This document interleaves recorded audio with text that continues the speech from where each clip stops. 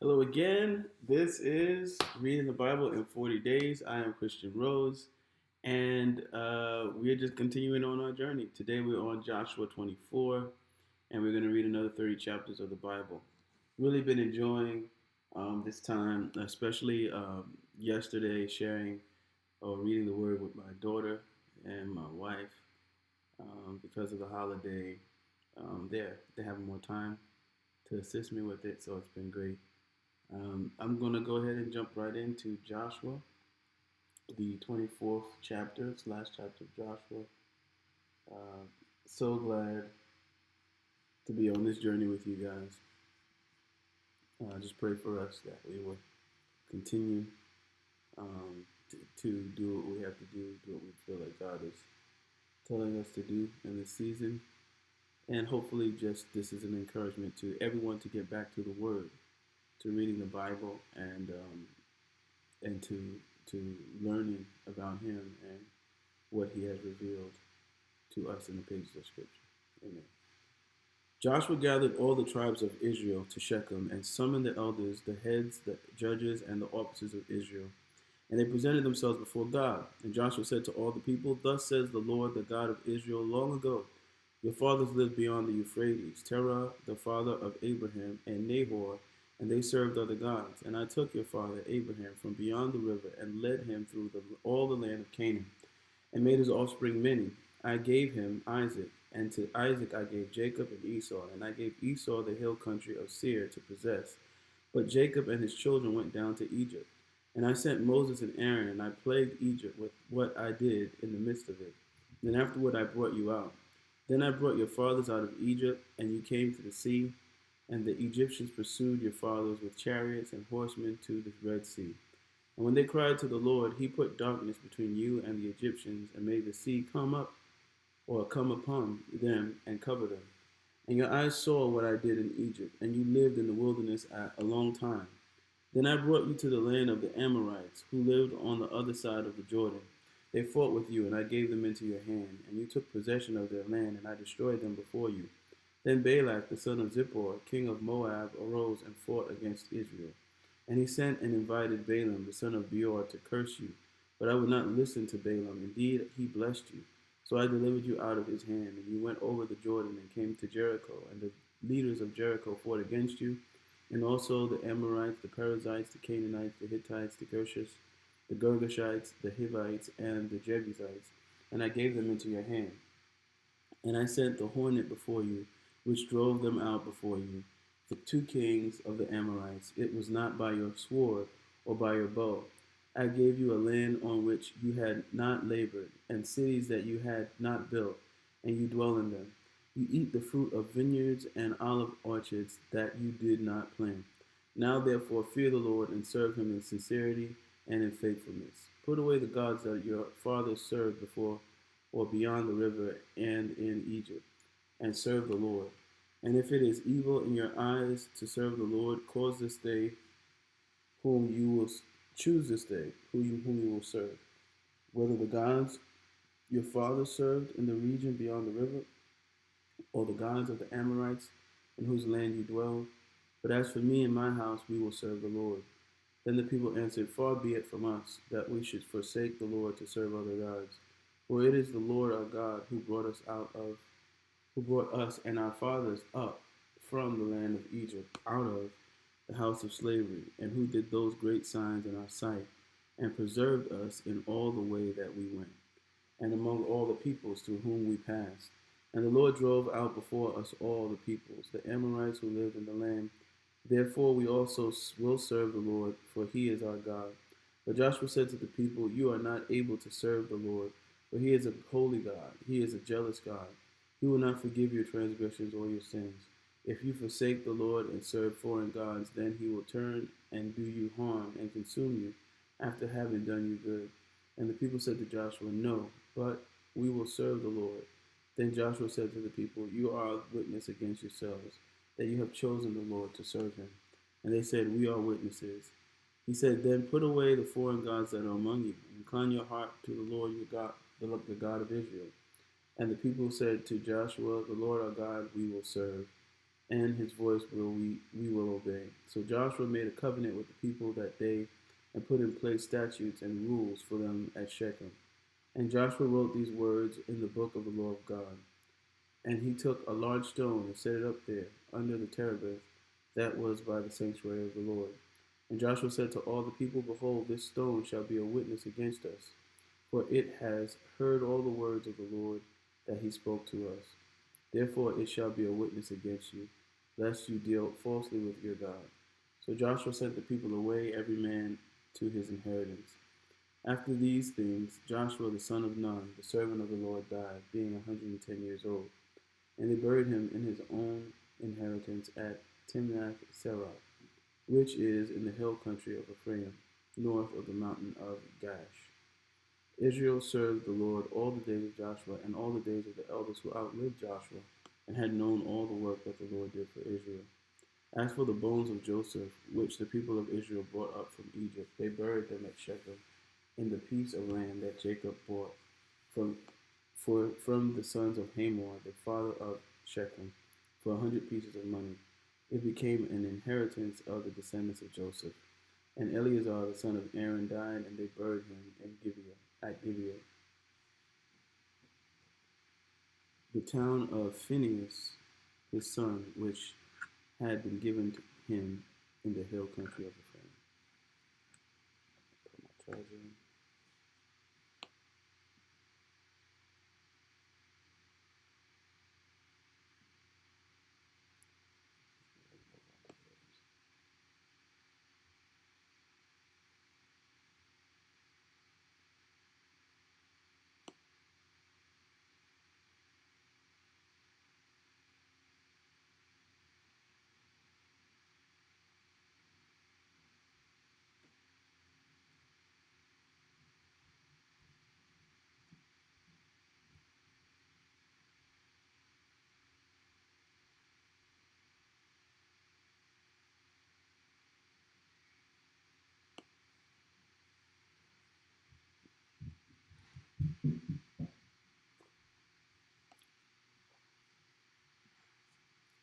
After the death of Joshua, the people of Israel inquired of the Lord, who shall go up first for us against the Canaanites to fight against them? The Lord said, Judah shall go up. Behold, I have given the land into his hand. And Judah said to Simeon his brother, come up with me into the territory allotted to me, that we may fight against the Canaanites, and I likewise will go with you into the territory allotted to you. So Simeon went with him. Then Judah went up, and the Lord gave the Canaanites and the Perizzites into their hand, and they defeated 10,000 of them at Bezek. They found Adoni-Bezek at Bezek, and fought against him, and defeated the Canaanites and the Perizzites. Adoni-Bezek fled, but they pursued him and caught him and cut off his thumbs and his big toes. And Adoni-Bezek said, 70 kings with their thumbs and their big toes cut off used to pick up scraps under my table. As I have done, so God has repaid me. And they brought him to Jerusalem, and he died there. And the men of Judah fought against Jerusalem and captured it and struck it with the edge of the sword and set the city on fire. And afterward the men of Judah went down to fight against the Canaanites who lived in the hill country, in the Negev, and in the lowland.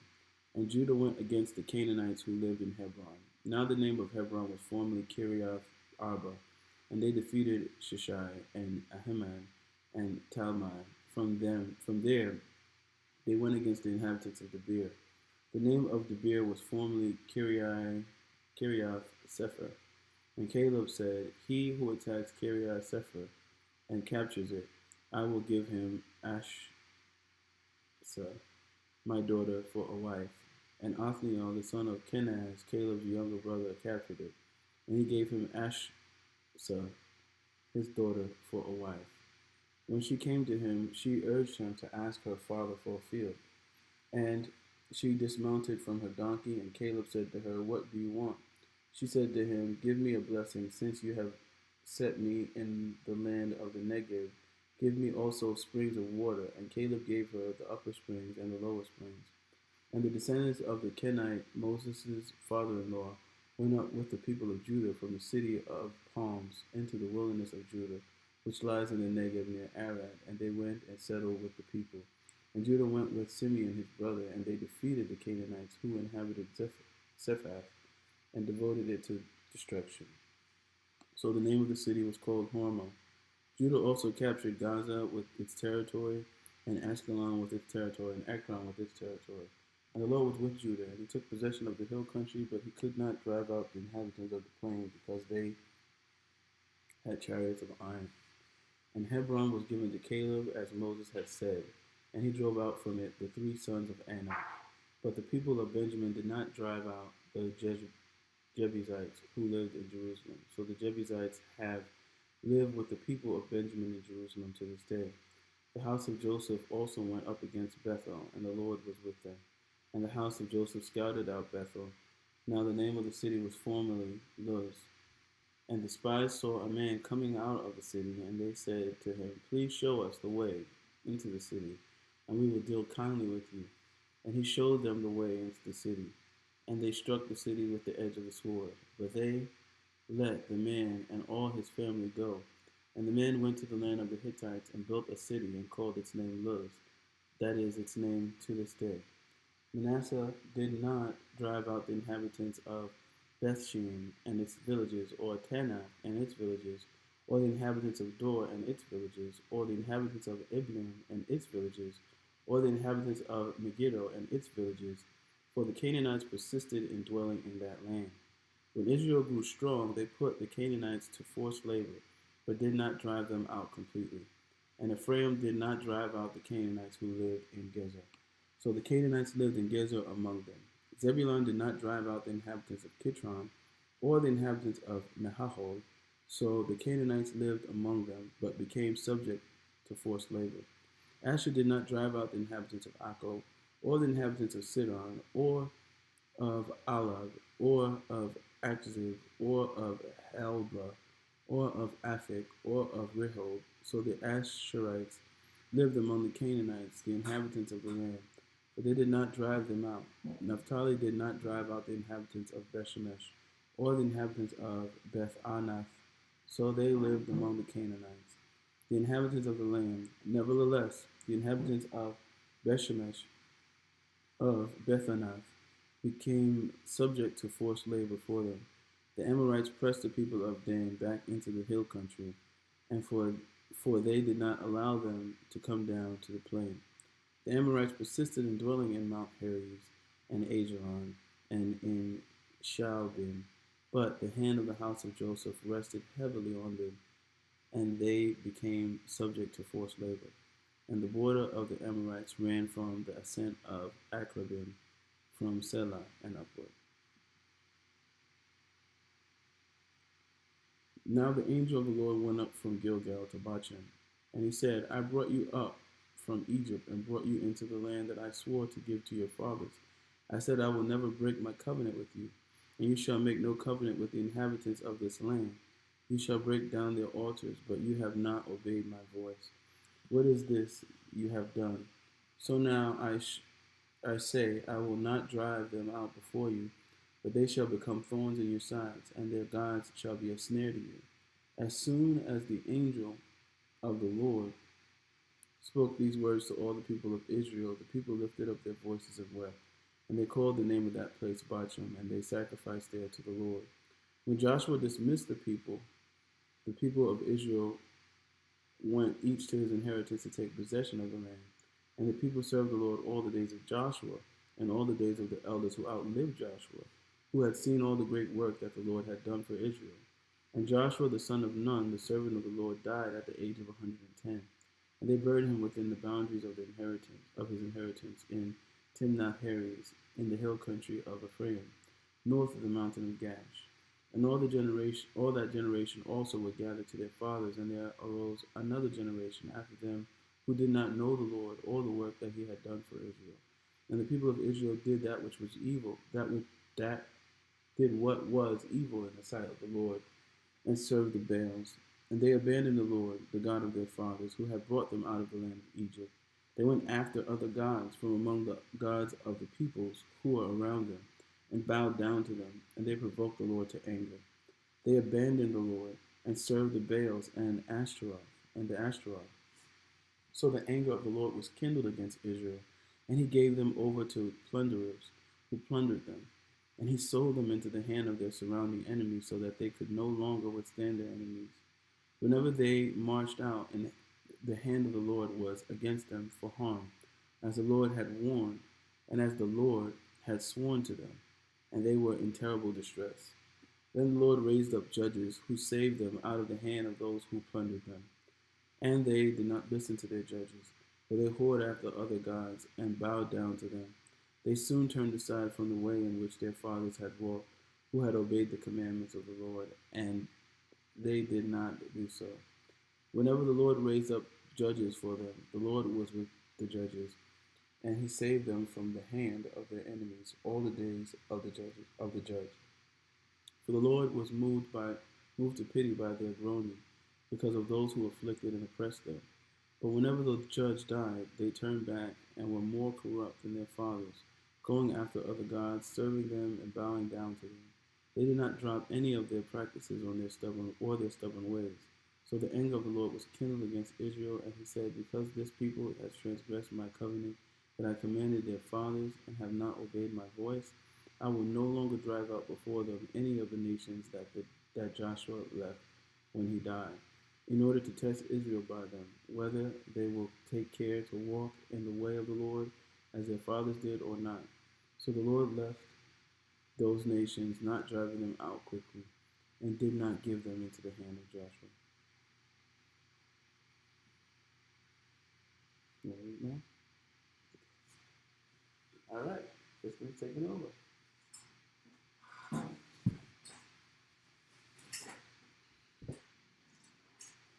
Now these are the nations that the Lord left to test Israel by them. That is all in Israel who had not experienced all the wars in Canaan. It was only in order that the generations of the people of Israel might know war, to teach war to those who had not known it before. These are the nations, the five lords of the Philistines, and all the Canaanites, and the Sidonians, and the Hivites, who lived on Mount Lebanon,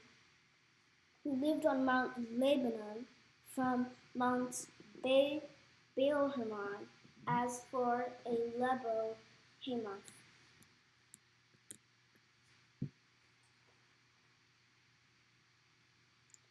They were for the testing of Israel, to know whether Israel would obey the commandments of the Lord, which he commanded their fathers by the hand of Moses. So the people of Israel lived among the Canaanites, the Hittites, the Amorites, the Perizzites, the Hivites, and the Jebusites, and their daughters. They took to themselves four wives, and their own daughters they gave to their sons, and they served their gods. And the people of Israel did what was evil in the sight of the Lord. They forgot the Lord their God, and served the Baals and the Asherahs. Therefore the anger of the Lord was kindled against Israel, and he sold them into the hand of Cushan-Rishathaim, king of Mesopotamia. And the people of Israel served Cushan-Rishathaim 8 years. But when the people of Israel cried out to the Lord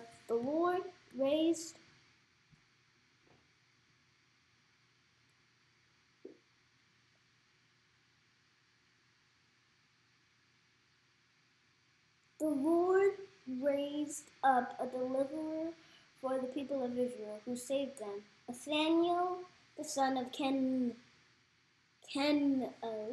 Caleb's younger brother.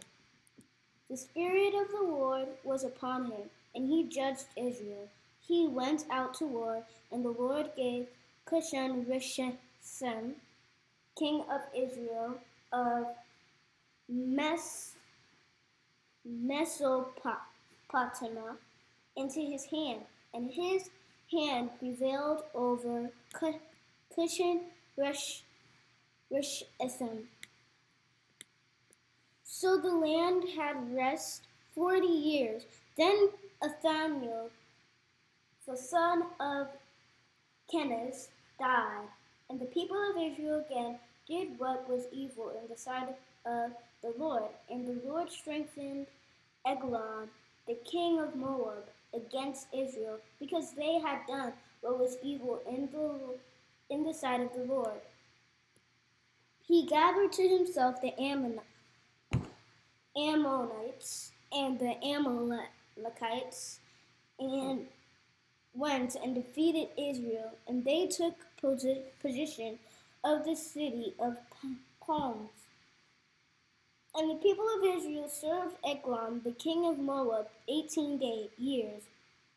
Then the people of Israel cried out to the Lord, and the Lord raised up for them a deliverer, Ehud, the son of Gera, the Benjamite, a left-handed man. The people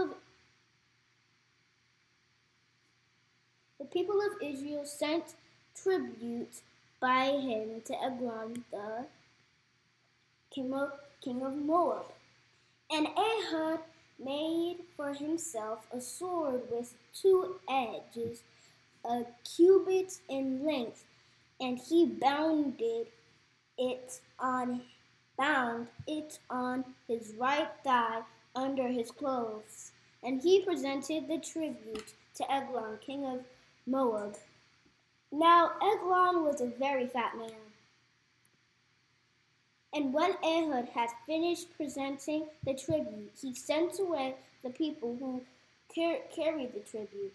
But he himself turned back at the idols near Gilgal and said, I have a secret message for you, O king. And he commanded silence, and all his attendants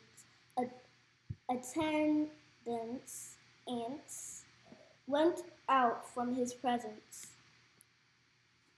And Ehud came to him as he was sitting alone in his cool roof chamber. And Ehud said, I have a message from God for you. And he arose from his seat. And Ehud reached with his left hand, took the sword from his right thigh, and thrust it into his belly.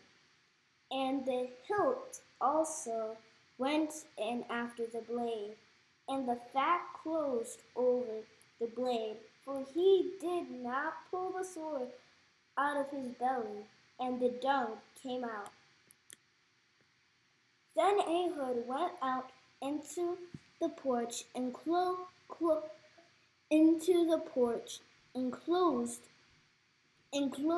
the doors of the roof chamber behind him and locked them. When he had gone, the servants came, and when they saw that the doors of the roof chamber were locked, they thought, surely he is relieving himself in the closest of the cool chamber. And they waited till they were embarrassed. But when he still did not open the doors of the roof chamber, they took the key and opened them. And there lay their Lord dead on the floor. Ehud escaped while they delayed, and he passed beyond the idols and escaped to Syria.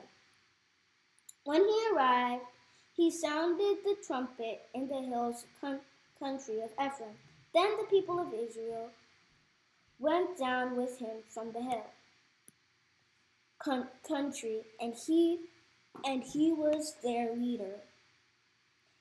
And he said to them, follow after me, for the Lord has given your enemies, the Moabites, into your hand. So they went down after him and seized the fords of the Jordan against the Moabites and did not allow anyone to pass over. And they killed at that time about 10,000 of the Moabites, all strong, able-bodied men. Not a man escaped. So Moab was subdued that day under the hand of Israel, and the land had rest for 80 years. After him was Shamgar, the son of Anath, who killed 600 of the Philistines with an ox goad, and he also saved Israel.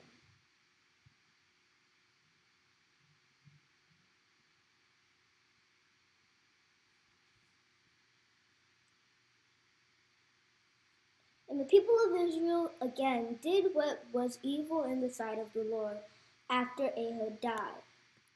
And the Lord sold them into the hand of Jabin, king of Canaan, who redeemed in Hazar. The commander of his army was Syria, who lived in Harosheth Hagoyim. Then the people of Israel cried out to the Lord for help, for he had chariots of iron, and he oppressed the people of Israel cruelly for 20 years.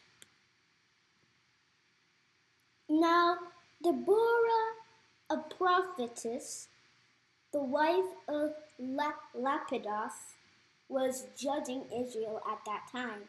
She used to sit under the palm of Deborah between Ramah, Bethel, and the hill country of Ephraim, and the people of Israel came up to her for judgment. She sent and summoned Barak the son of Amnon from Kadesh Naphtali, and said to him, "Has not the Lord, the God of Israel, commanded you? Go gather your men at Mount Tabor, taking 10,000 from the people of Naphtali and the people of Zebulun. And I will draw out Syria, the general of Jabin's army, to meet you by the river of Kishon with his chariots and his troops, and I will give him into your hand." Barak said to her, "If you will go with me, I will go, but if you will not go with me, I will not go." And she said, "I will surely go with you. Nevertheless, the road on which you are going will not lead to your glory, for the Lord will sell Sisera into the hand of a woman." Then Deborah arose and went with Barak to Kadesh. And Barak called out Zebulun and Naphtali to Kadesh, and 10,000 men went up at his heels, and Deborah went up with him. Now Heber the Kenite had separated from the Canaanites, the descendants of Hobab, the father-in-law of Moses, and had pitched his tent as far away as the oak in Zaanannim, which is near Kadesh. When Sisera was told that Barak, the son of Abinoam, had gone up to Mount Tabor, Sisera called out all his chariots of iron, and all the men who were with him from Har- Harasheth Haggim to the river of Kishon. And Deborah said to Barak, "Up, for this is the day in which the Lord has given Sir Sisera into your hand. Does not the Lord God of out does not the Lord go out before you?" So Barak went down from Mount Tabor, with 10,000 men following him.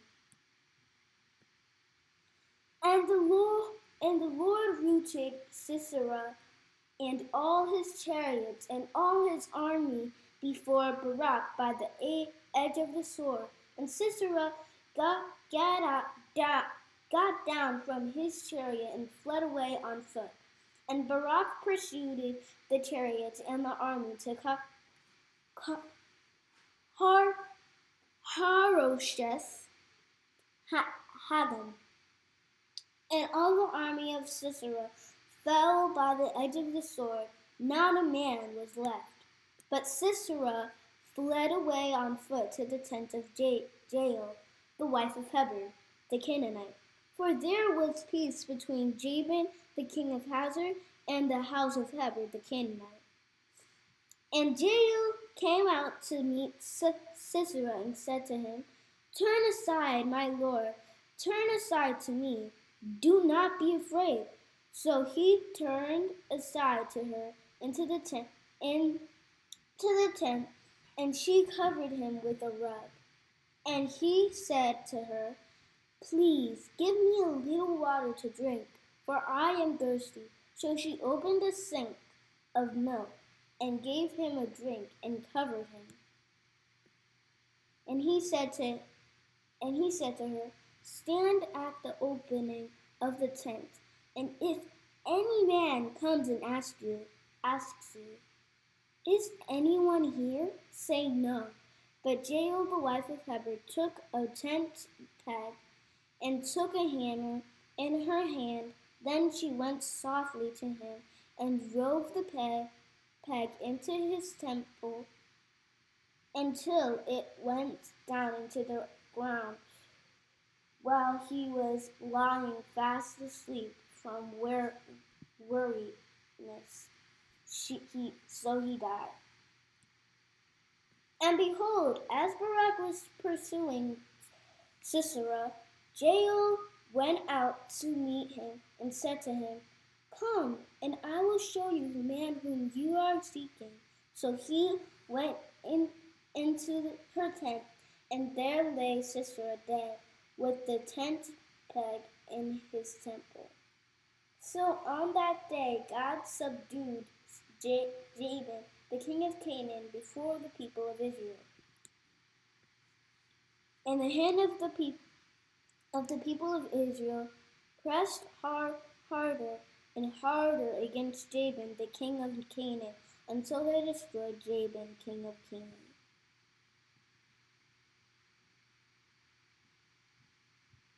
Then sang Deborah and Barak, the son of Abinoam, on that day, that the leaders took the lead in Israel, that the people offered themselves willingly. Bless the Lord. Hear, O kings, give ear, O princes, to the Lord I will sing. I will make melody to the Lord, the God of Israel. Lord, when you went out from Seir, when you marched from the Regin of Edom, the earth trembled and the heavens dropped. Yes, the clouds dropped water. The mountains quacked before the Lord, even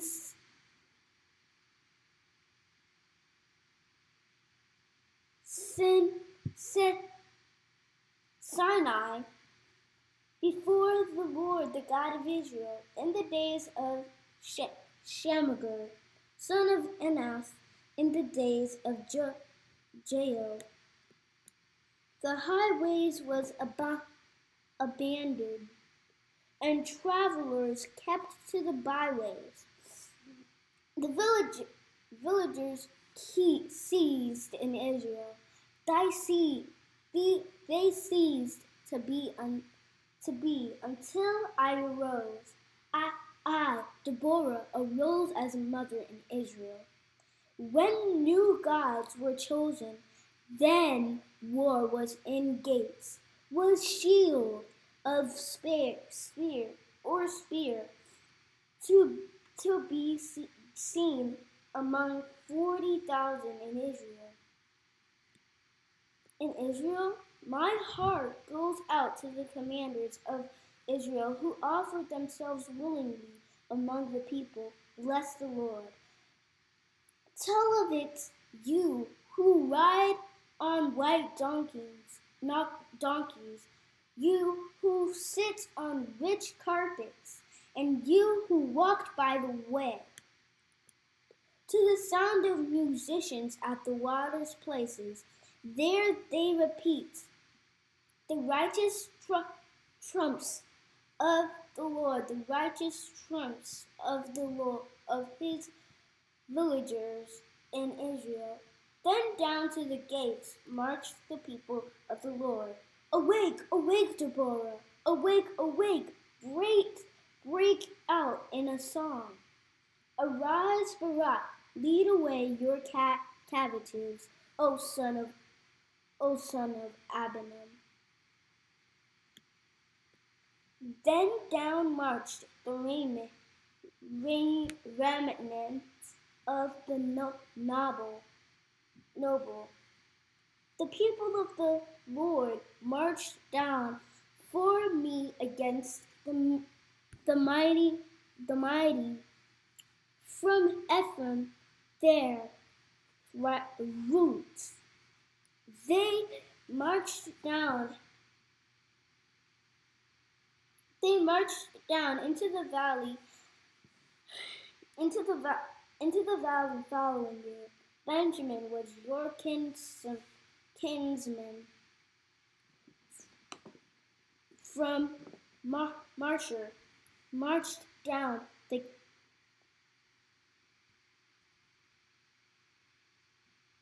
the commanders, and from Zebulun, those who bear the lieutenant's staff. The princes of Issachar came with Deborah, and Issachar, faithful to Barak, into the valley they rushed at his heels among the clans of Reuben. There were great searchings of heart. Why did you sit still among the sheepfolds to hear the whistling for the flocks? Among the clans of Reuben there were great searchings of heart. Galilee stayed beyond the Jordan, and Dan, why did he stay with the ships? Asher sat still at the coast of the sea, staying by his landings. Zebulun is a people who risked their lives to the death. Naphtali, too, on the heights of the field. The kings came, they fought. Then fought the kings of Canaan at Tanach by the waters of Megiddo. They got no spoils of silver. From heaven the stars fought from their courses. They fought against Sisera. The torrent Kishon swept them away. The ancient torrent Kishon marched on my soil with might. Then loud beat the horses' hoofs with the galloping galloping of his steeds. Course Moras, says the angel of the Lord, curse is inhabitants thoroughly, because they did not come to the Lord, to the help of the Lord, to the help of the Lord against the mighty. Most blessed of women be Jael, the wife of Heber the Canaanite, of tents, dwelling woman, most blessed. He asked water, and she gave him milk. She brought him curds in a noble's bowl. She sent her hand to the tent peg, and her right hand to the workman's mallets. She struck Sisera, she crushed his head, she shattered and perished his temple. Between her feet he sank. He fell. He lay still between her feet. He sank. He fell. Where he sank, there he fell dead. Out of the window she peered. The mother of Sisera wailed through the lattice. Why is his chariot so long in coming? Why tarry the hoofbeats of her chariots? Her wisest princesses answered. Indeed, she answers herself. Have they not found and divided the spoil? A womb or two for every man. Spoil of dyed materials for Sisera. Spoil of dyed materials. Embroidered. 2 pieces of dye work embroidered. For the neck as spoil. So may all your enemies perish, O Lord, but your friends be like the sun as he rises in his might. And the land had rest for 40 years. All right. Judges 6. The people of Israel did what was evil in the sight of the Lord, and the Lord gave them into the hand of Midian 7 years. And the hand of Midian overpowered Israel, and because of Midian, the people of Israel made for themselves the dens that are in the mountains, and the caves, and the strongholds. For whenever the Israelites planted crops, the Midianites and the Amalekites and the people of the east would come up against them. They would encamp against them and devour the produce of the land as far as Gaza, and leave no sustenance in Israel, and no sheep or ox or donkey. For they would come up with their livestock and their tents. They would come like locusts in number. Both they and their camels could not be counted, so that they laid waste the land as they came in. And Israel was brought very low because of Midian, and the people of Israel cried out for help to the Lord. When the people of Israel cried out to the Lord on account of the Midianites, the Lord sent a prophet to the people of Israel, and he said to them, Thus says the Lord, the God of Israel, I led you up from Egypt and brought you out of the house of bondage. And I delivered you from the hand of the Egyptians and from the hand of all who oppress you, and drove them out before you and gave you their land. And I said to you, I am the Lord your God. You shall not fear the gods of the Amorites in whose land you dwell. But you have not obeyed my voice. Now the angel of the Lord came and sat under the terebinth at Ophrah, which belonged to Joash the Abiezrite, while his son Gideon was beating out the wheat in the winepress to hide it from the Midianites. And the angel of the Lord appeared to him and said to him, The Lord is with you, O mighty man of valor. And Gideon said to him, Please, sir, if the Lord is with us, why then has all this happened to us? And where are the wonderful deeds that our fathers recounted to us, saying, Did not the Lord bring us up from Egypt? But now the Lord has forsaken us and given us into the hand of Midian. The Lord turned to him and said, Go in this might of yours, and save Israel from the hand of Midian. Do not I send you? And he said to him, Please, Lord, how can I save Israel? Behold, my clan is the weakest in Manasseh, and I am the least in my father's house. The Lord said to him, But I will be with you, and you shall strike the Midianites as one man. And he said to him, If now I have found favor in your eyes, then show me a sign that it is you who speak with me. Please do not depart from here until I come to you and bring out my present and set it before you. And he said, I will stay till you return. So Gideon went into his house and prepared a young goat and unleavened cakes from an ephah of flour. The meat he put in a basket, and the broth he put in a pot, and brought them to him under the terebinth, and presented them. And the angel of God said to him, Take the meat and the unleavened cakes, and put them on this rock, and pour the broth over them. And he did so. And the angel of the Lord reached out the tip of the staff that was in his hand, and touched the meat and the unleavened cakes. And fire sprang up from the rock, and consumed the meat and the unleavened cakes. And the angel of the Lord vanished from his sight. Then Gideon perceived that he was the angel of the Lord. And Gideon said, Alas, O Lord God, for now I have seen the angel of the Lord face to face. But the Lord said to him, Peace be to you. Do not fear, you shall not die. Then Gideon built an altar there to the Lord, and called it, The Lord is Peace. To this day it still stands at Ophrah, which belongs to the Abiezrites. That night the Lord said to him, Take your father's bull, and the second bull 7 years old, and put down the altar of Baal that your father has, and cut down the Asherah that is beside it, and build an altar to the Lord your God on the top of the stronghold there, and with stones laid in due order.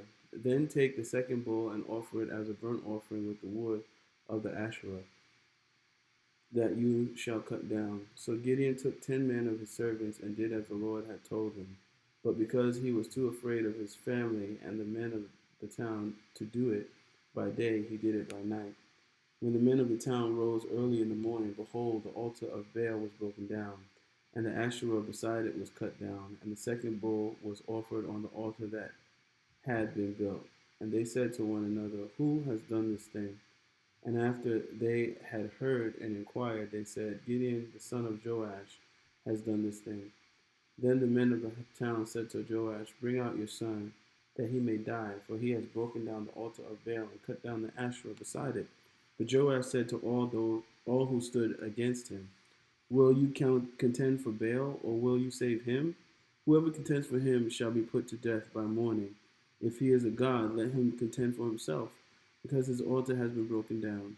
Therefore, on that day, Gideon was called Jerubbaal.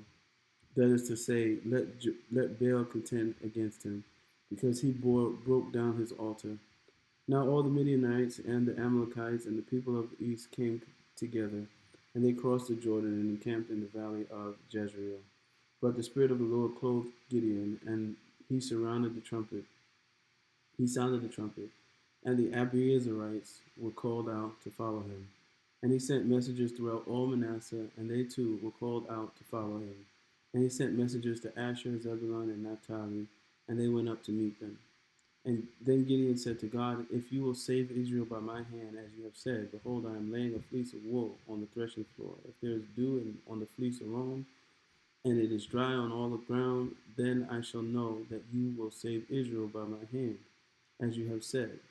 And it was so. When he rose early next morning, and squeezed the fleece, he wrung enough dew from the fleece to fill a bowl with water. Then Gideon said to God, Let not your anger burn against me. Let me speak just once more. Please let me test just once more with the fleece. Please let it be dry on the fleece only, and on all the ground let there be dew. And God did so that night, and it was dry on the fleece only, and on all the ground there was dew. Judges 7. Then Jerubbaal, that is Gideon, and all the people who were with him, rose early and encamped beside the spring of Harod. And the camp of Midian was north of them, by the hill of Moreh in the valley. The Lord said to Gideon, The people with you are too many for me to give the Midianites into their hand, lest Israel boast over me, saying, My own hand has saved me. Now therefore proclaim in the ears of the people, saying, Whoever is fearful and trembling, let him return home and hurry away from Mount Gilead. Then 22,000 other people returned, and 10,000 remained. And the Lord said to Gideon, The people are still too many. Take them down to the water, and I will test them for you there. And any one of you, I say to you, this one shall go with you, and any one of whom I say to you, this one shall not go with you, shall not go. So he brought the people down to the water, and the Lord said to Gideon, Everyone who laps the water with his tongue, as a dog laps, you shall set by himself. Likewise, everyone who kneels down to drink, and the number of those who lap, putting their hands to their mouths, was 300 men, but all the rest of the people knelt down to drink water. And the Lord said to Gideon, With the 300 men who lapped, I will save you and give the Midianites into your hand, and let all the others go, every man to his home. So the people took provisions in their hands and their trumpets, and they sent all the rest of Israel, every man to his tent, but retained the 300 men. And the camp of Midian was below him in the valley. That same night the Lord said to him, Arise, go down against the camp, for I have given it into your hand. But if you are afraid, go down to the camp with Purah, your servant, and you shall hear what they say, and afterward your hand shall be strengthened to go down against the camp. Then he went down with Purah, his servant, to the outposts of the armed men who were in the camp. And the Midianites and the Amalekites and all the people of the east lay along the valleys like locusts in abundance, and their camels were without number, as the sand that is on the seashore in abundance. When Gideon came, behold, a man was telling a dream to his comrade. And he said, Behold, I dreamed a dream, and behold, a cake of barley bread tumbled into the camp of Midian, and came to the tent and struck it so that it fell and turned upside down, so that the tent lay flat. And his comrade answered, This is no other than the sword of Gideon, the son of Joash, a man of Israel. God has given into his hand Midian and all the camp. As soon as Gideon heard the telling of the dream and its interpretation, he worshipped. And he returned to the camp of Israel and said, Arise, for the Lord has given the host of Midian into your hand. And he divided the 300 men into 3 companies, and put trumpets into the hands of all them, and empty jars with torches inside the jars. And he said to them, Look at me, and do likewise. When I come to the outskirts of the camp, do as I do. When I blow the trumpet, I and all who are with me, then blow the trumpets also on every side of all camp, and shout for the Lord and for Gideon. So Gideon and the 100 men were with him came to the outskirts of the camp at the beginning of the middle watch, when they had just set the watch. And they blew the trumpets and smashed the jars that were in their hands. Then the 3 companies blew the trumpets and broke the jars. They held in their left hands the torches, and in their right hands the trumpets to blow. And they cried out, A sword for the Lord and for Gideon. Every man stood in his place around the camp, and all the army ran. They cried out and fled. When they blew the 300 trumpets, the Lord set every man's sword against his comrade and against all the army. And the army fled as far as Beth-shittah toward Zerah, as far as the border of Abel-meholah by Tabbath. And the men of Israel were called out from Naphtali and from Asher and from all Manasseh, and they pursued after Midian. Gideon sent messengers throughout all the hill country of Ephraim, saying, Come down against the Midianites and capture the waters against them, as far as Beth-barah, and also in Jordan. So all the men of Ephraim were called out, and they captured the waters as far as Beth-barah, and also the Jordan. And they captured the 2 princes of Midian, Oreb and Zeb. They killed Oreb at the rock of Oreb, and Zeb they killed at the winepress of Zeb. Then they pursued Midian, and they brought the heads of Oreb and Zeb to Gideon across the Jordan. Then the men of Ephraim said to him, What is this that you have done to us, not to call us when you went to fight against Midian? And they accused him fiercely. And he said to them, What have I done now in comparison with you? Is not the gleaning of the grapes of Ephraim better than the grape harvest of Abiezer? God has given into your hands the princes of Midian, Oreb and Zeb. What have I been able to do in comparison with you? Then their anger against him subsided when he said this. And Gideon came to the Jordan and crossed over, and he he and the 300 men who were with him, exhausted yet pursuing. So he said to the men of Succoth, please give loaves of bread to the people who follow me, for they are exhausted, and I am pursuing after Zebah and Zalmunna, the kings of Midian. And the officials of Succoth said, are the hands of Zebah and Zalmunna already in your hand, that we should give bread to your army? So Gideon said, well then, when the Lord has given Zebah and Zalmunna into my hand, I will flail your flesh with the thorns of the wilderness and with briars. And from there he went up to Penuel and spoke to them in the same way. And the men of Penuel answered him as the men of Succoth had answered. And he said to the men of Penuel, when I come again in peace, I will break down this tower. Now Zebah and Zalmunna were in Karka with their army, about 15,000 men, all who were left of all the army of the people of the east. For there had fallen 120,000 men who drew the sword. And Gideon went up by the way of the tent dwellers east of Nobah and Jogbehah, and attacked the army, for the army fell secure. Then Zebah and Zalmunna fled, and he pursued them and captured the two kings of Midian, Zebah and Zalmunna, and he threw all the army into a panic. Then Gideon the son of Joash returned from the battle by the ascent of Heres, and he captured a young man of Succoth and questioned him, and he wrote down for him the officials and elders of Succoth, 77 men. And he came to all the men of Succoth and said, behold, Zebah and Zalmunna, about whom you taunted me, saying, are the hands of Zebah and Zalmunna already in your hand, that we should give bread to your men who are exhausted? And he took the elders of the city, and he took thorns of the wilderness and briars, and with them taught the men of Succoth a lesson. And he broke down the tower of Penuel and killed the men of the city.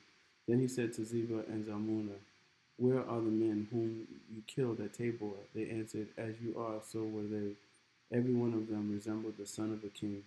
And he said, they were my brothers, the sons of my mother, as the Lord lives. If you had saved them alive, I would not kill you. So he said to Jether, his firstborn, rise and kill them. But the young man did not draw his sword, for he was afraid, because he was still a young man. Then Zebah and Zalmunna said, rise yourself and fall upon us, for as the man is, so is his strength. And Gideon arose and killed Zebah and Zalmunna, and he took the crescent ornaments that were on the necks of their camels. Then the men of Israel said to Gideon, rule over us, you and your sons, and your grandson also, for you have saved us from the land of Midian. Gideon said to them, I will not rule over you, and my son will not rule over you, the Lord will rule over you. And Gideon said to them, let me make a request of you. Every one of you give me the earrings from his spoil. For they had golden earrings, because they were Ishmaelites. And they answered, we will willingly give them. And they spread a cloak, and every man threw in the earrings of his spoil.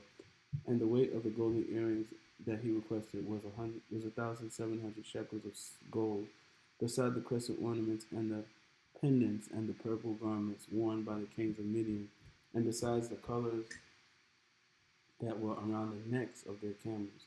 And Gideon made an ephod of it and put it in his city, in Ophrah, and all Israel whored after it there, and it became a snare to Gideon and to his family. So Midian was subdued before the people of Israel, and they raised their heads no more. And the land had rest 40 years in the days of Gideon. Jerubbaal, the son of Joash, went and lived in his own house. Now Gideon had 70 sons, his own offspring, for he had many wives, and his concubine who was in Shechem also bore him a son, and he called his name Abimelech.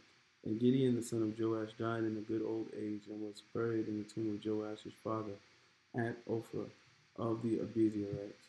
As soon as Gideon died, the people of Israel turned again and whored after the Baals, and made Baal-berith their god. And the people of Israel did not remember the Lord their God, who had delivered them from the hand of all their enemies on every side. And they did not show steadfast love to the family of Jerubbaal, that is Gideon, in return for all the good that he had done to Israel. Judges 9. Now Abimelech the son of Jerubbaal went to Shechem to his mother's relatives, and said to them and to the whole clan of his mother's family, say in the ears of all the leaders of Shechem, which is better for you, that all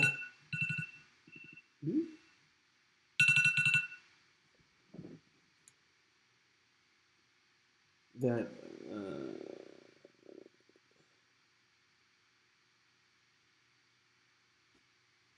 say in the ears of the leaders of Shechem, which is better for you, that all 70 of the sons of Jerubbaal rule over you, or that one rule over you? Remember also that I am your bone and your flesh.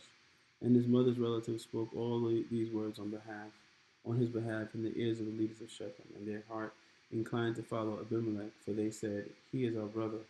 And they gave him 70 pieces of silver out of the house of Baal-berith, with which Abimelech hired worthless and reckless fellows who followed him. And he went to his father's house at Ophrah and killed his brothers and sons of Jerubbaal, 70 men on one stone. But Jotham, the youngest son of Jerubbaal, was left, for he hid himself. And all the leaders of Shechem came together, and all Beth Milo, and they went and made Abimelech king by the oak of the pillar at Shechem. When it was told to Jotham, he went and stood on top of Mount Gerizim, and cried aloud and said to them, "Listen to me, you leaders of Shechem, that God may listen to you." The trees once went out to anoint a king over them, and they said to the olive tree, "Reign over us." But the olive tree said to them, "Shall I leave my abundance by which gods and men are honored, and go hold sway over the trees?" And the tree said to the fig tree, "You come and reign over us." But the fig tree said to them, "Shall I leave my sweetness and my good fruit, and go hold sway over the trees?" And the tree said to the vine, "You come and reign over us." But the vine said to them, "Shall I leave my wine that cheers God and men and go hold sway over the trees?" Then all the trees said to the bramble, "You come and reign over us." And the bramble said to the trees, "If in good faith you are anointed me king over you, then come and take refuge in my shade. But if not, let fire come out of the bramble and devour the elders and devour the cedars of Lebanon.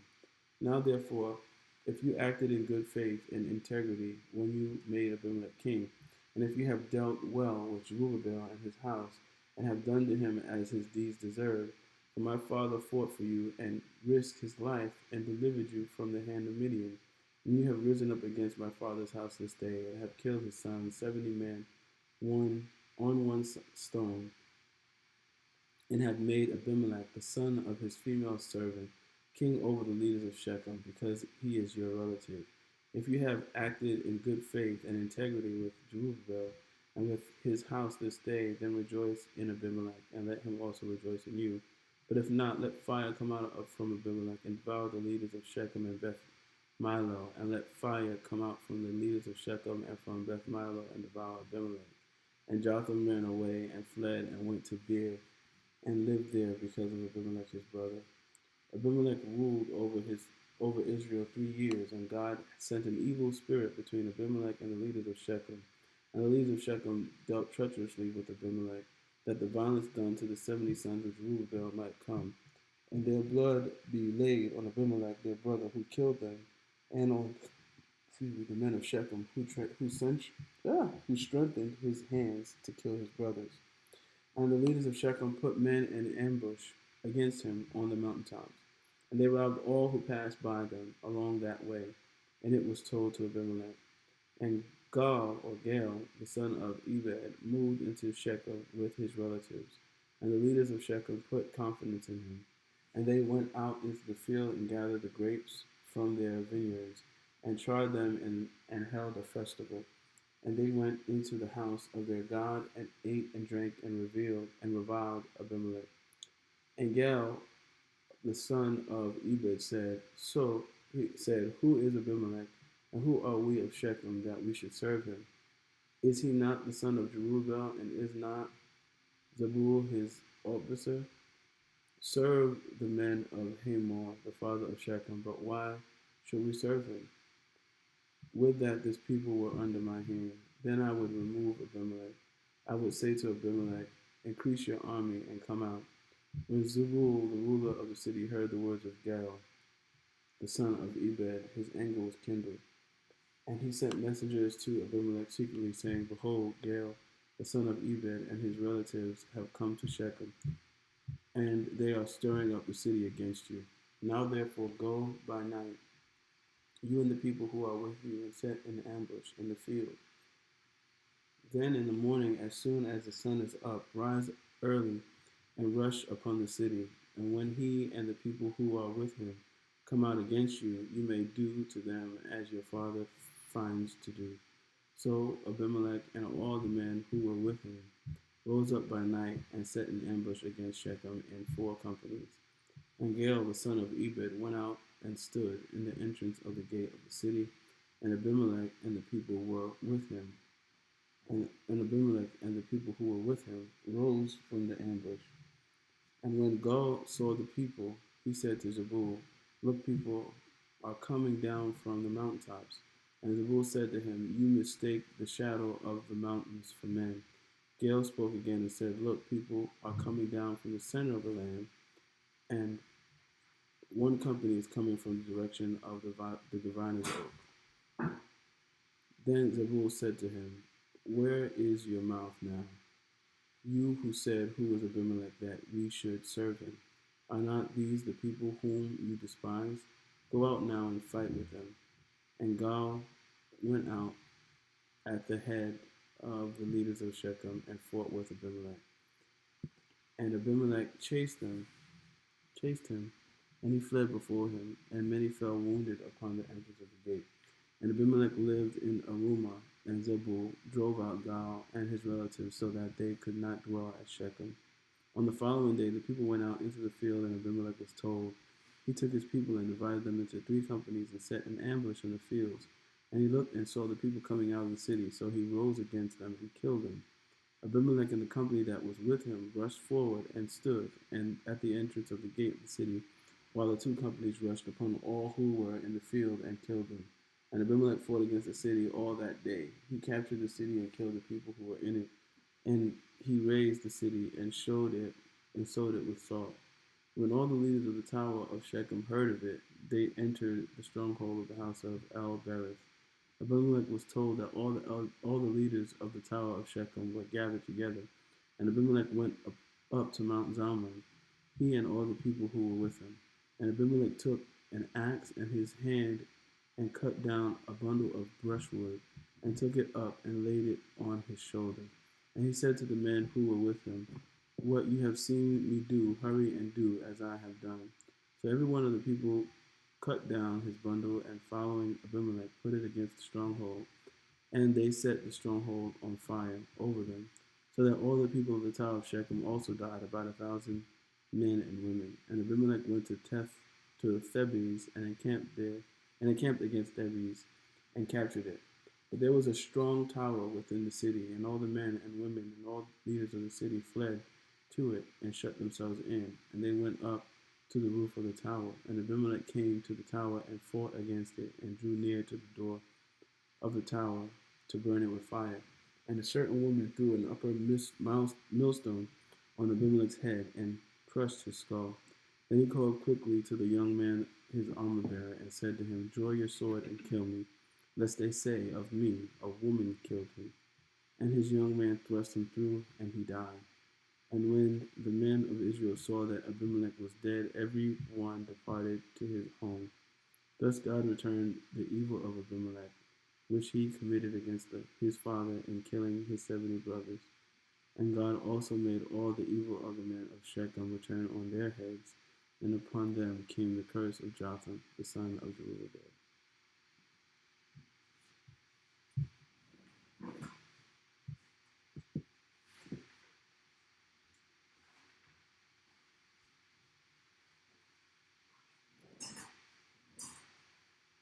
Judges chapter 10. After Abimelech, there arose to save Israel Tola, the son of Pua, son of Dodo, a man of Issachar, and he lived in Shimir in the hill country of Ephraim. And he judged Israel 23 years. Then he died and was buried at Shamar. After him arose Jair, the Gileadite, who judged Israel 22 years.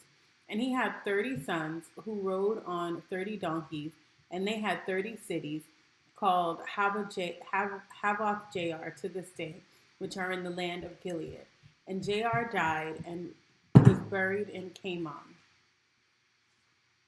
The people of Israel again did what was evil in the sight of the Lord, and served the Baals and Ashtaroth, the gods of Syria, the gods of Sidon, the gods of Moab,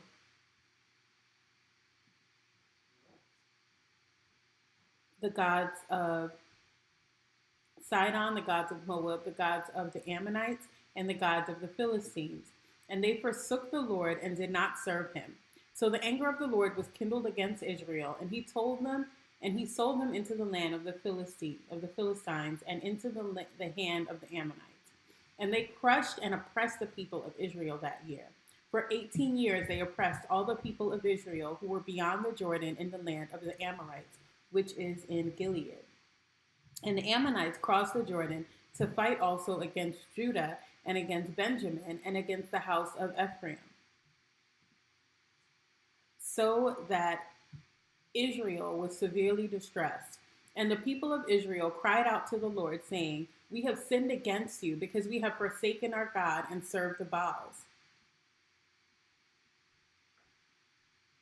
And the Lord said to the people of Israel, "Did I not save you from the Egyptians and from the Amorites, from the Ammonites and from the Philistines? The Sidonians also, and the Amalekites and the Maonites oppressed you, and you cried out to me, and I saved you out of their hand. Yet you have forsaken me and served other gods. Therefore I will save you no more. Go and cry out to the gods whom you have chosen. Let them save you in the time of your distress." And the people of Israel said to the Lord, "You have sinned we have sinned. Do to us whatever seems good to you. Only please deliver us this day." So they put away the foreign gods from among them and served the Lord, and he became impatient over the misery of Israel. Then the Ammonites were called to arms, and they encamped in Gilead. And the people of Israel came together, and they encamped at Mizpah. And the people, the leaders of Gilead, said to one another, "Who is the man who will begin to fight against the Ammonites?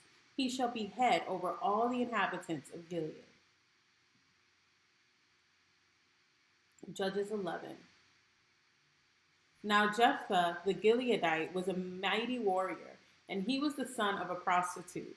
Gilead was the father of Jephthah, and Gilead's wife also bore him sons. And when his wife's sons grew up, they drove Jephthah out and said to him, "You shall not have an inheritance in our father's house, for you are the son of another woman." Then Jephthah fled from his brothers and lived in the land of Tob. And worthless fellows collected around Jephthah and went out with him. After a time, the Ammonites made war against Israel. And when the Ammonites made war against Israel, the elders of Gilead went to bring Jephthah from the land of Tob. And they said to Jephthah, "Come and be our leader, that we might fight against the Ammonites." But Jephthah said to the elders of Gilead, "Did you not hate me and drive me out of my father's house? Why have you come to me now when you are in distress?" And the elders of Gilead said to Jephthah, "That is why we have turned to you now, that you may go with us and fight against the Ammonites and be our head over all the inhabitants of Gilead." Jephthah said to the elders of Gilead, "If you bring me home again to fight against the Ammonites, and the Lord gives them over to me, I will be your head." And the elders of Gilead said to Jephthah, "The Lord be witness between us if we do not do as you say." So Jephthah went with the elders of Gilead, and the people made him head and leader over them. And Jephthah spoke all his words before the Lord at Mizpah. Then Jephthah sent messengers to the king of the Ammonites and said, "What do you have against me, that you have come to fight against my land?" And the king of the Ammonites answered the messengers of Jephthah, "Because Israel, on coming up from Egypt, took away my land, from the Arnon to the Jabbok and to the Jordan. Now therefore restore it peaceably." Jephthah sent messengers to the king of the Ammonites and said to him, "Thus says Jephthah, Israel did not take away the land of Moab or the land of the Ammonites. But when they came up from Egypt, Israel went through the wilderness to the Red Sea and came to Kadesh. Israel then sent messengers to the king of Edom, saying, 'Please, let us pass through your land.' But the king of Edom would not listen. And they sent also to the king of Moab, but he would not consent. So Israel remained at Kadesh. Then they journeyed through the wilderness and went around the land of Edom and the land of Moab, and arrived on the east side of the land of Moab, and camped on the other side of the Arnon. But they did not enter the territory of Moab, for the Arnon was the boundary of Moab. Israel then sent messengers to Sihon, king of the Amorites, king of Heshbon, and Israel said to him, please, let us pass through your land to our country. But Sihon did not trust Israel to pass through his territory. So Sihon gathered all his people together and camped at Jahaz and fought with Israel. And the Lord, the God of Israel, gave Sihon and all his people into the hand of Israel, and they defeated them. So Israel took possession of all the land of the Amorites who inhabited that country, and they took possession of all the territory of the Amorites, from the Arnon to Jabbok, and from the wilderness to the Jordan. So then the Lord, the God of Israel, dispossessed the Amorites from before his people Israel. And are you to take possession of them? Will you not possess what Chemosh your God gives you to possess? And all that the Lord our God has dispossessed before us, we will possess. Now are you any better than Balak, the son of Zippor, king of Moab? Did he ever contend against Israel? Or did he ever go to war with them? While Israel lived in Heshbon and its villages, and in Aroer and its villages, and in all the cities that are on the banks of the Arnon, 300 years, why did you not deliver them within that time? Therefore have not sinned against you, and you do me wrong by making war on me. The Lord, the judge, decide this day between the people of Israel and the people of Ammon.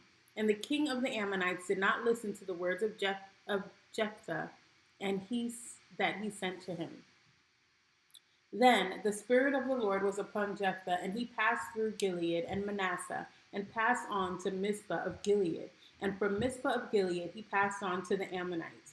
And Jephthah made a vow to the Lord, and said, if you will give the Ammonites into my hand, then whatever comes out from the doors of my house to meet me, when I return in peace from the Ammonites, shall be the Lord's, and I will offer it up for a burnt offering. So Jephthah crossed over to the Ammonites to fight against them, and the Lord gave them into his hand. And he struck them from Aurora to the neighborhood of Minnith, 20 cities, and as far as Abel-keramim with a great blow. So the Ammonites were subdued before the people of Israel. Then Jephthah came to his home at Mizpah, and behold, his daughter came out to meet him, with tambourines and with dances. She was his only child. Besides her, he had neither son nor daughter.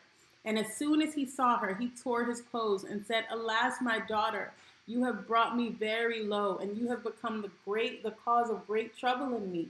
For I have opened my mouth to the Lord, and I could not take back my vow.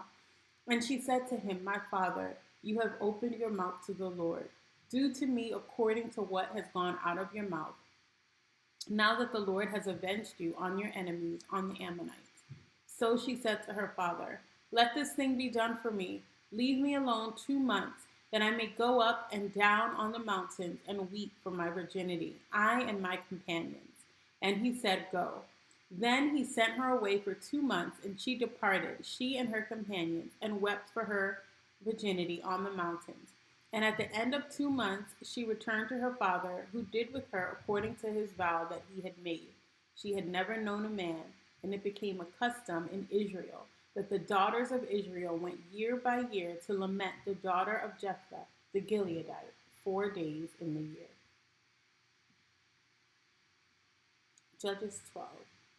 The men of Ephraim were called to arms, and they crossed to Zaphon and said to Jephthah, why did you cross over to fight against the Ammonites and did not call us to go with you? We will burn your house over you with fire.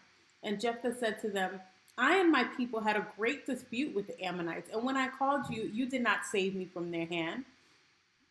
And when I saw that you would not save me, I took my life in my hand and crossed over against the Ammonites. And the Lord gave them into my hand.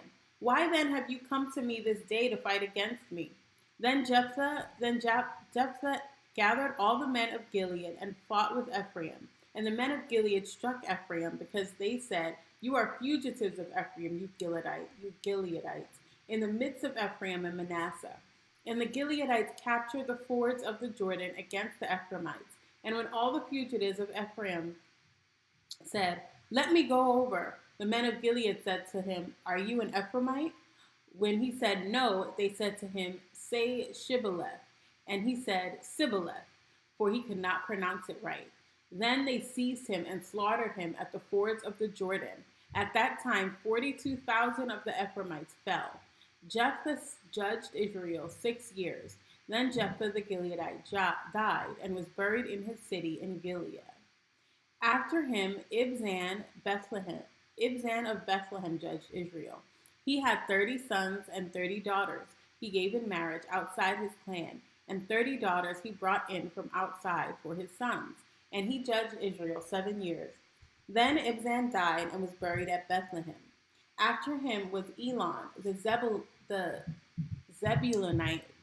After him, Elon the Zebulunite judged Israel, and he judged Israel 10 years. Then Elon the Zebulunite died and was buried at Aijalon in the land of Zebulun. After him, Abdon the son of Hillel, the Parathonite, judged Israel. He had 40 sons and 30 grandsons who rode on 70 donkeys, and he judged Israel 8 years. Then Abdon the son of Hillel, the Parathonite, died and was buried at Parathon in the land of Ephraim, in the hill country of the Amalekites. Judges 13. And the people of Israel again did what was evil in the sight of the Lord. So the Lord gave them into the hand of the Philistines for 40 years. There was a certain man of Zorah, of the tribe of the Danites, whose name was Manoah, and his wife was barren and had no children. And the angel of the Lord appeared to the woman and said to her, Behold, you are barren and have not borne children, but you shall conceive and bear a son. Therefore be careful, and drink no wine or strong drink, and eat nothing unclean. For behold, you will conceive and bear a son. No razor shall come upon his head, for the child shall be a Nazarite to God from the womb, and he shall begin to save Israel from the hand of the Philistines. Then the woman came and told her husband, A man of God came to me, and his appearance was like the appearance of the angel of God, very awesome. I did not ask him where he was from, and he did not tell me his name. But he said to me, Behold, you shall conceive and bear a son. So then, drink no wine or strong drink, and eat nothing unclean, for the child shall be a Nazarite to God from the womb to the day of his death. Then Manoah prayed to the Lord and said, O Lord, please let the man of God whom you sent come again to us and teach us what we are to do with the child who will be born. And God listened to the voice of Manoah, and the angel of God came again to the woman as she sat in the field. But Manoah, her husband, was not with her. So the woman ran quickly and told her husband, Behold, the man who came to me the other day has appeared to me. And Manoah arose and went after his wife and came to the man and said to him, Are you the man who spoke to this woman? And he said, I am. And Manoah said, Now, when your words come true, what is to be the child's manner of life, and what is his mission?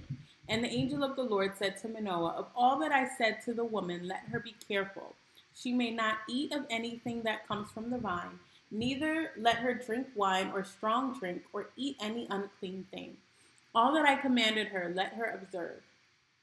Manoah said to the angel of the Lord, Let us detain you and prepare a young goat for you. And the angel of the Lord said to Manoah, If you detain me, I will not eat your food, but if you prepare a burnt offering, then offer it to the Lord.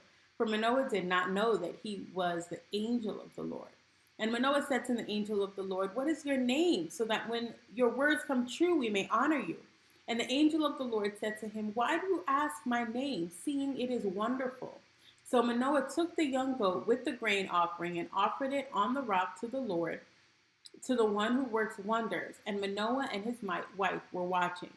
And when the flame went up toward heaven from the altar, the angel of the Lord went up in the flame of the altar. Now Manoah and his wife were watching, and they fell on their faces to the ground. The angel of the Lord appeared no more to Manoah and to his wife.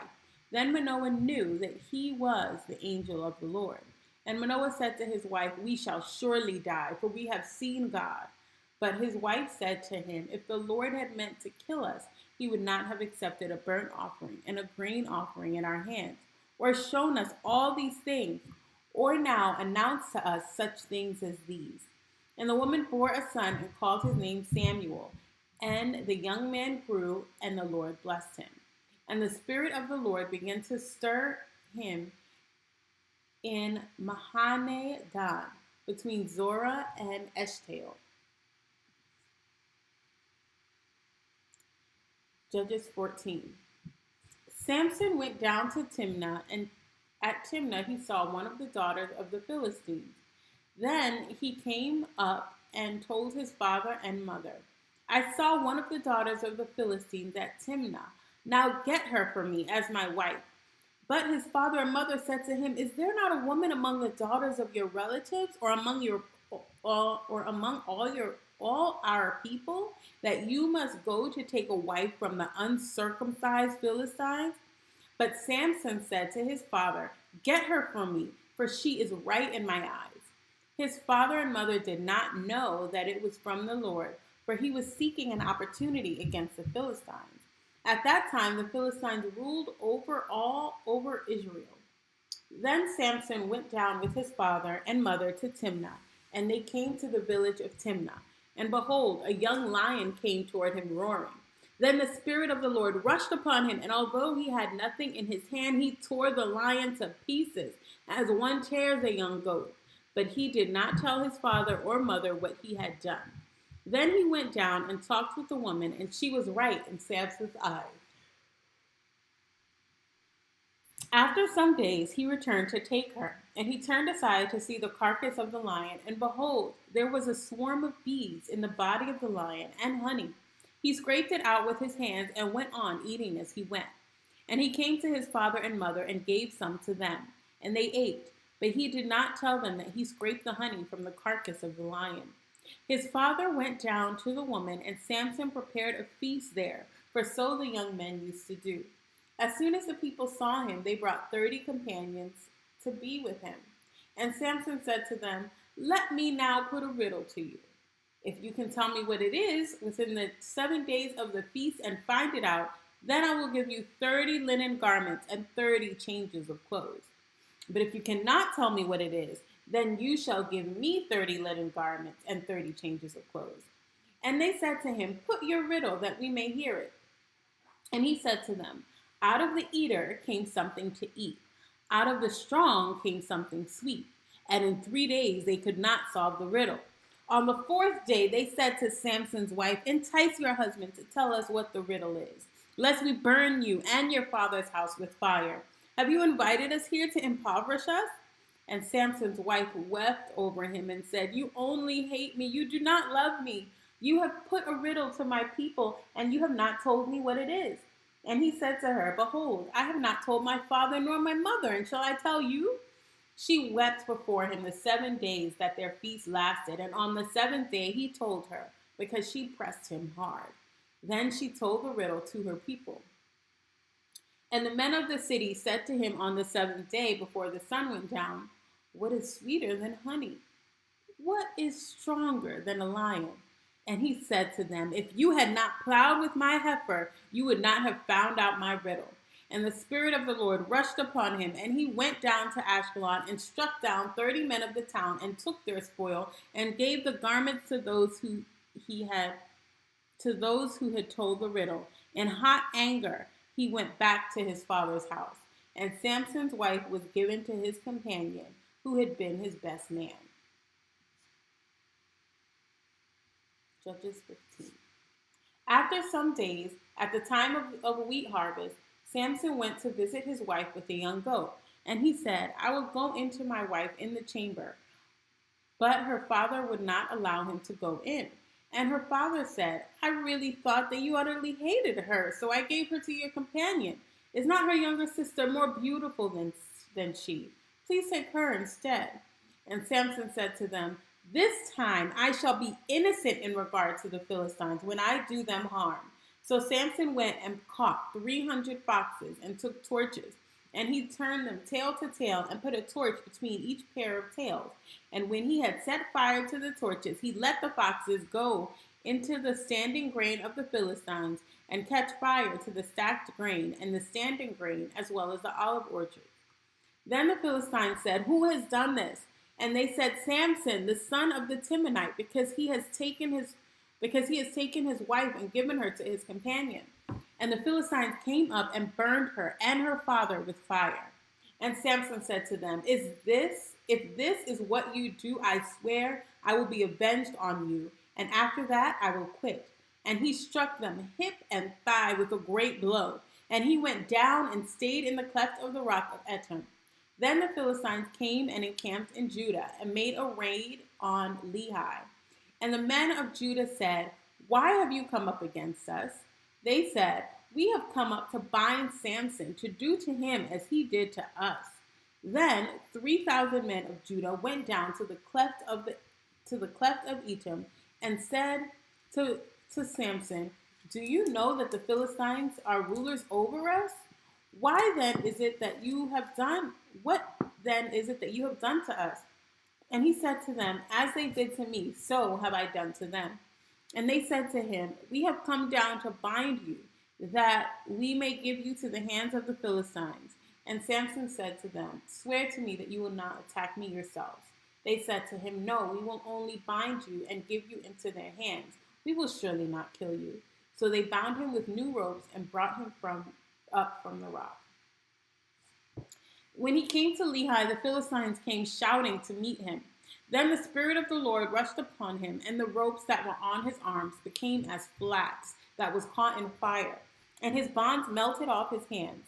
And he found a fresh jawbone of a donkey, and put out his hand and took it, and with it struck 1,000 men. And Samson said, "With the jawbone of a donkey, heaps upon heaps. With the jawbone of a donkey have I struck down 1,000 men."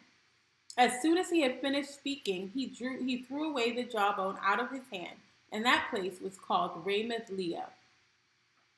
And he was very thirsty. And he called upon the Lord and said, "You have granted this great salvation by the hand of your servant.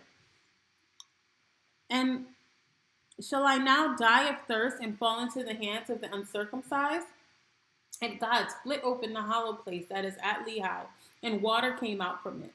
And when he drank, his spirit returned, and he revived. Therefore, the name of it was called En-Hakor.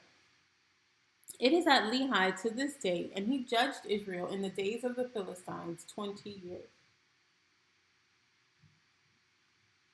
Judges 16.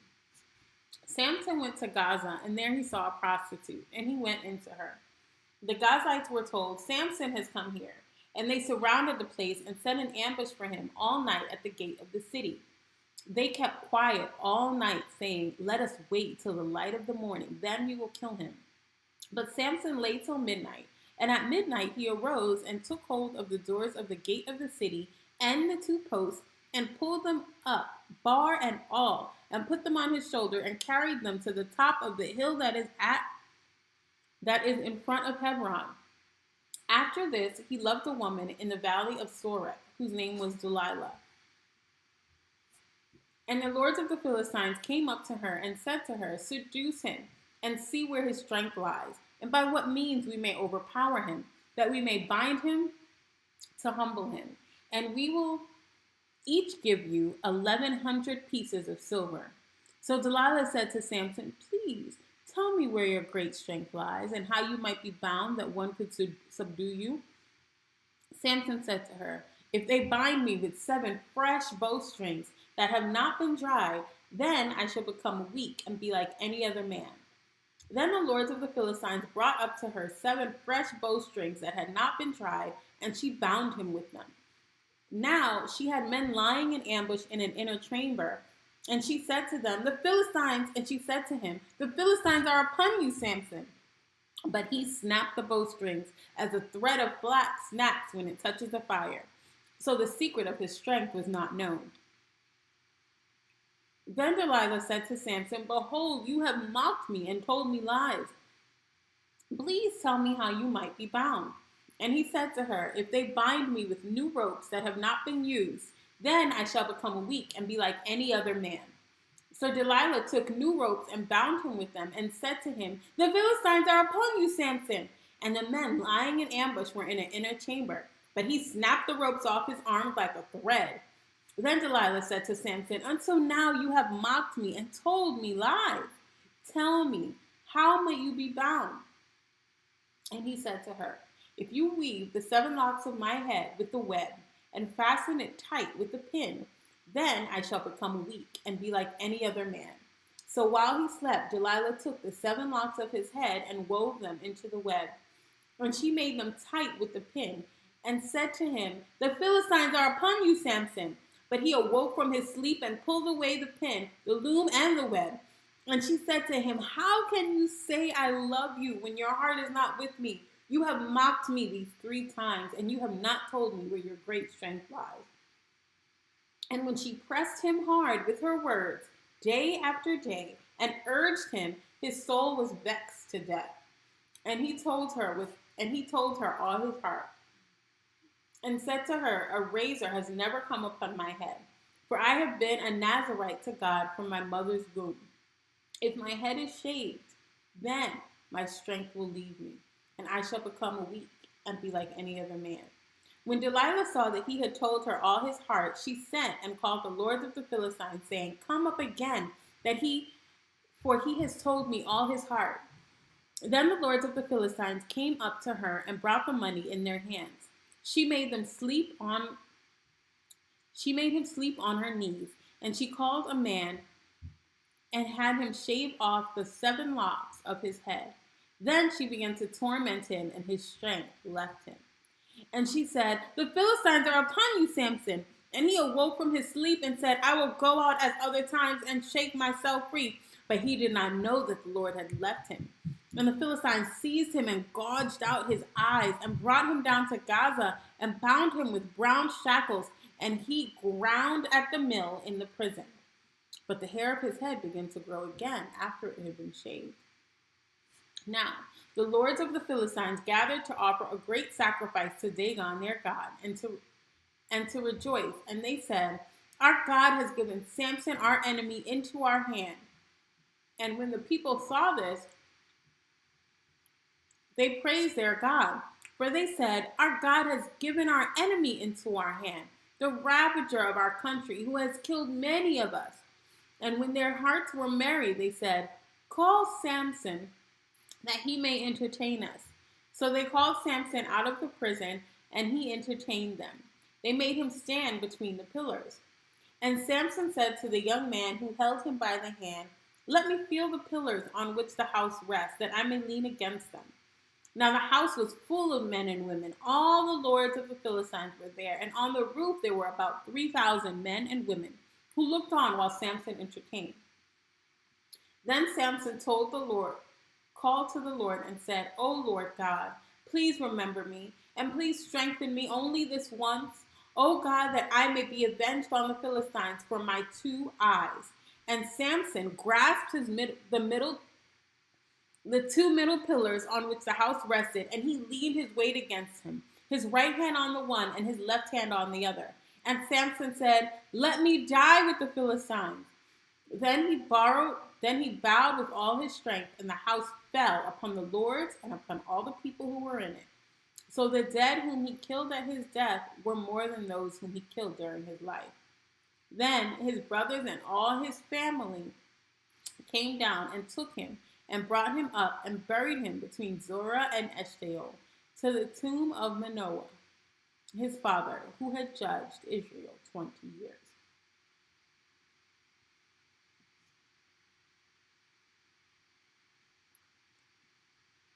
Judges 17. There was a man of the hill country of Ephraim whose name was Micah. And he said to his mother, "The 1,100 pieces of silver that were taken from you, about which you uttered a curse and also spoke it in my ears, behold, the silver is with me. I took it." And his mother said, "Blessed be my son by the Lord." And he restored the 1,100 pieces of silver to his mother. And his mother said, "I dedicate the silver to the Lord from my hand for my son, to make a carved image and a metal image. Now therefore I will restore it to you." So when he restored the money to his mother took 200 pieces of silver and gave it to the silversmith, who made it into a carved image and a metal image. And it was in the house of Micah. And the man Micah had a shrine, and he made an ephod and household gods, and ordained one of his sons, who became his priest. In those days there was no king in Israel. Everyone did what was right in his own eyes. Now there was a young man of Bethlehem in Judah, of the family of Judah, who was a Levite, and he sojourned there. And the man departed from the town of Bethlehem in Judah to sojourn where he could find a place. And as he journeyed, he came to the hill country of Ephraim, to the house of Micah. And Micah said to him, "Where do you come from?" And he said to him, "I am a Levite of Bethlehem in Judah, and I am going to sojourn where I may find a place." And Micah said to him, "Stay with me, and be to me a father and a priest, and I will give you 10 pieces of silver a year, and a suit of clothes, and your living." And the Levite went in. And the Levite was content to dwell with the man, and the young man became to him like one of his sons. And Micah ordained the Levite, and the young man became his priest and was in the house of Micah. Then Micah said, "Now I know that the Lord will purpose. Now I know the Lord will prosper me, because I have a Levite as a priest." Judges 18. In those days there was no king in Israel, and in those days the tribe of the people of Dan was seeking for itself an inheritance to dwell in. For until then no inheritance among the tribes of Israel had fallen to them. So the people of Dan sent 5 able men from the whole number of their tribe, from Zorah and from Eshtaol, to spy out the land and to explore it. And they said to them, "Go and explore the land." And they came to the hill country of Ephraim, to the house of Micah, and lodged there. When they were by the house of Micah, they recognized the voice of the young Levite. And they turned aside and said to him, "Who brought you here? What are you doing in this place? What is your business here?" And he said to them, "This is how Micah dealt with me. He has hired me, and I have become his priest." And they said to him, "Inquire of God, please, that we may know whether the journey on which we are setting out will succeed." And the priest said to him, "Go in peace. The journey on which you go is under the eye of the Lord." Then the 5 men departed and came to Laish, and saw the people who were there, how they lived in security after the manner of the Sidonians, quiet and unsuspecting, lacking nothing that is in the earth and possessing wealth, and how they were far from the Sidonians and had no dealings with anyone. And they came to their brothers at Zorah and Eshtaol, their brothers, and said to them, "What do you report?" They said, "Arise, and let us go up to them, for we have seen the land, and behold, it is very good. And will you do nothing? Do not be slow to go, to enter in and possess the land. As soon as you go, you will come to an unsuspecting people. The land is spacious, for God has given it into your hands, a place where there is no lack of anything that is in the earth." So 600 men of the tribe of Dan, armed with weapons of war, set out from Zahor and Ashtaol, and went up and encamped at Kiriath Jearim in Judah. On this account, that place is called Mahane Dan to this day. Behold, it is west of Kiriath Jearim. And they passed on from there to the hill country of Ephraim, and came to the house of Micah. Then the 5 men who had gone to scout out the country of Laish said to their brothers, "Do you know that in these houses there are ephod, household gods, a carved image, and a metal image? Now therefore consider what you will do." And they turned aside there and came to the house of the young Levite at the home of Micah, and asked him about his welfare. Now the 6,000 men of the Danites, armed with their weapons of war, stood by the entrance of the gate. And the 5 men who had gone to scout out the land went up and entered and took the carved images, the ephod, the household gods, and the metal image, where the priest stood by the entrance of the gate with the 600 men armed with weapons of war. And when these went into Micah's house and took the carved image, the ephod, the household gods, and the metal image, the priest said to him, "What are you doing?" And they said, "Keep quiet, put your hand on your mouth, and come with us, be to us a father and a priest. Is it better for you to be the priest of the house of one man, or to be priest to a tribe and clan of Israel?" And the priest's heart was glad. He took the ephod and the household gods and the carved image and went along with the people. So they turned and departed, putting the little ones and the livestock and the goods in front of them. When they had gone a distance from the home of Micah, the men who were in the houses near Micah's house were called out, and they overtook the people of Dan. And they shouted to the people of Dan, who turned around and said to Micah, "What is the matter with you that you come with such a company?" And he said, "You take my gods that I made and the priests and go away? And what have I left? How then do you ask me, what is the matter with you?" And the people of Dan said to him, "Do not let your voice be heard among us, lest angry fellows fall upon you and you lose your life with the lives of your household." Then the people of Dan went their way, and when Micah saw that they were too strong for him, he turned and went back to his home. But the people of Dan took what Micah had made and the priests who belonged to him, and they came to Laish, to a people quiet and unsuspecting, and struck them with the edge of the sword and burned the city with fire. And there was no deliverer, because it was far from Sidon, and they had no dealings with anyone. It was in the valley that belongs to Beth Rehob. Then they rebuilt the city and lived in it. And they named the city Dan, after the name of Dan, their ancestor, who was born to Israel.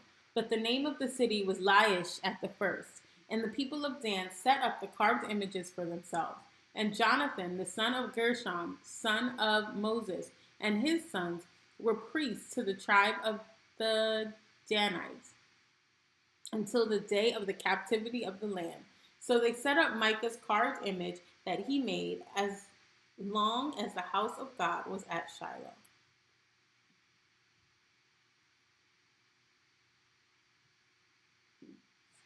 Judges 19.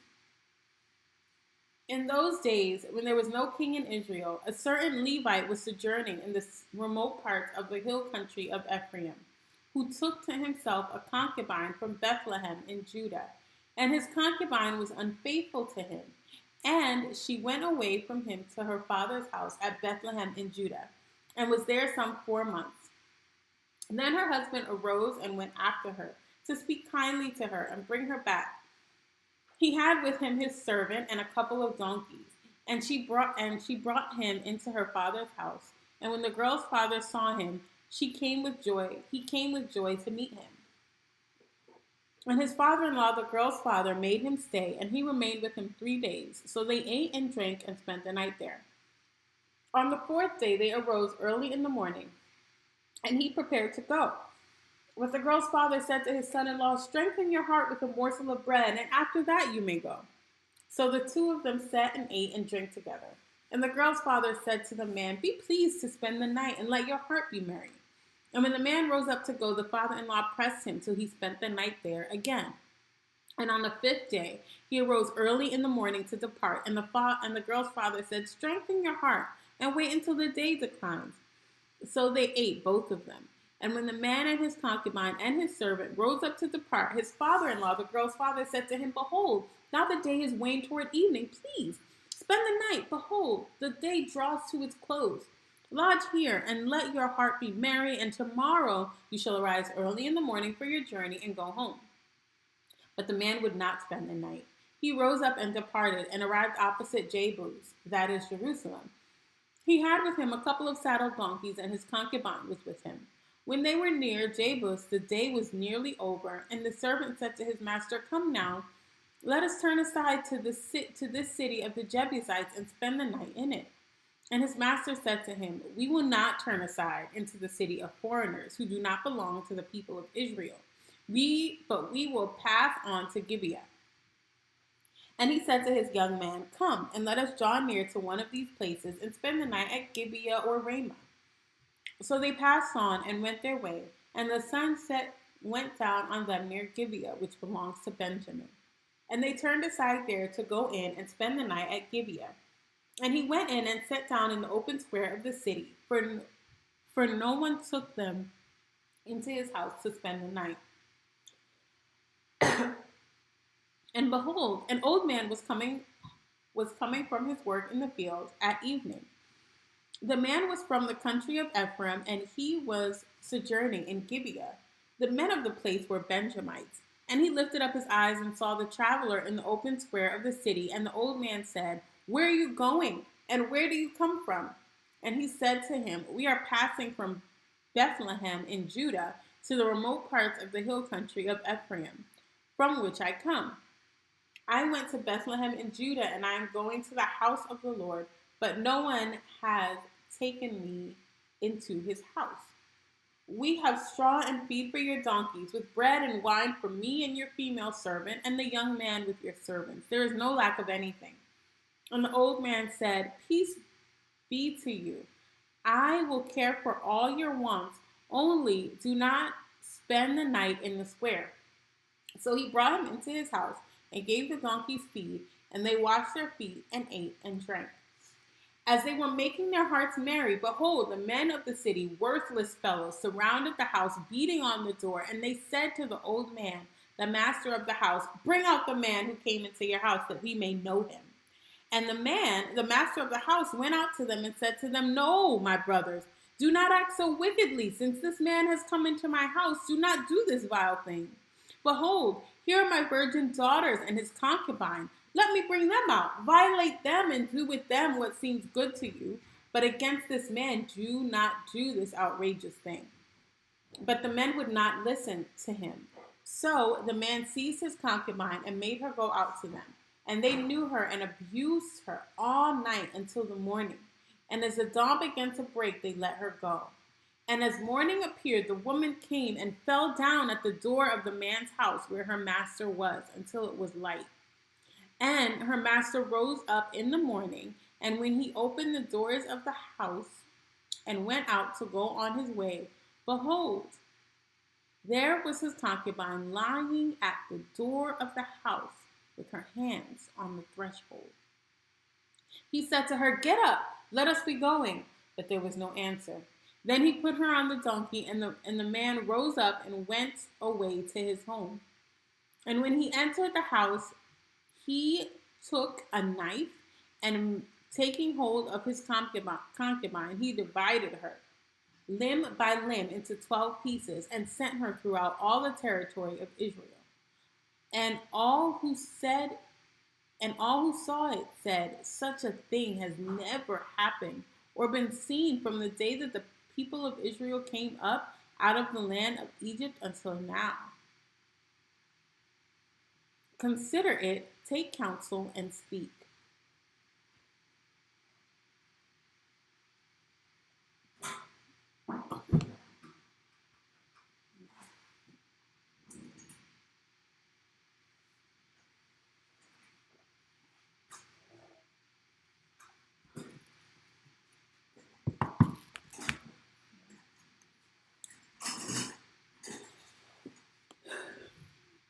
Then all the people of Israel came out from Dan to Beersheba, including the land of Gilead.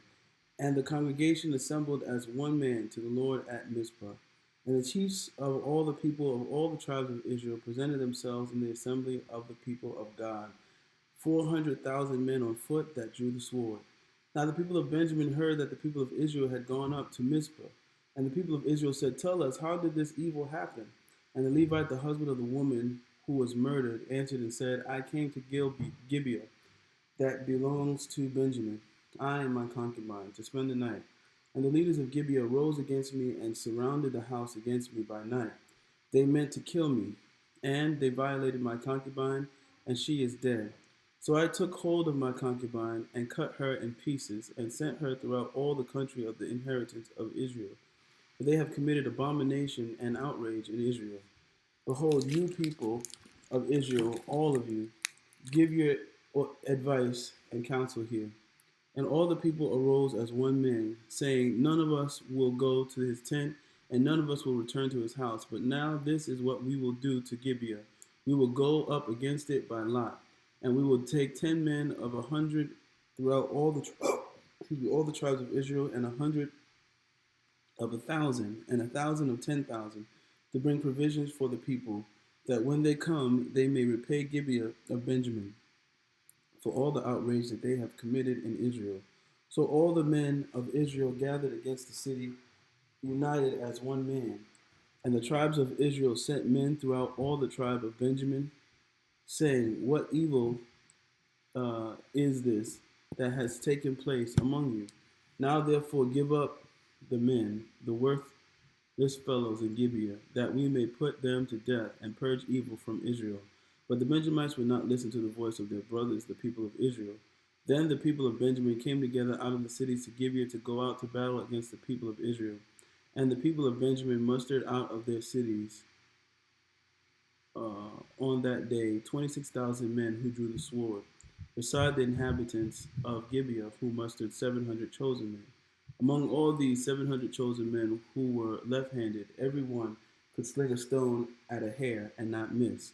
And the men of Israel, apart from Benjamin, mustered 400,000 men who drew the sword. All these were men of war. The people of Israel arose and went up to Bethel and inquired of God, "Who shall go up first for us to fight against the people of Benjamin?"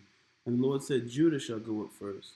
Then the people of Israel rose in the morning and encamped against Gibeah. And the men of Israel went out to fight against Benjamin, and the men of Israel drew up the battle line against them at Gibeah. The people of Benjamin came out of Gibeah and destroyed on that day 22,000 men of the Israelites. But the people, the men of Israel, took courage and again formed the battle line in the same place where they had formed it on the first day.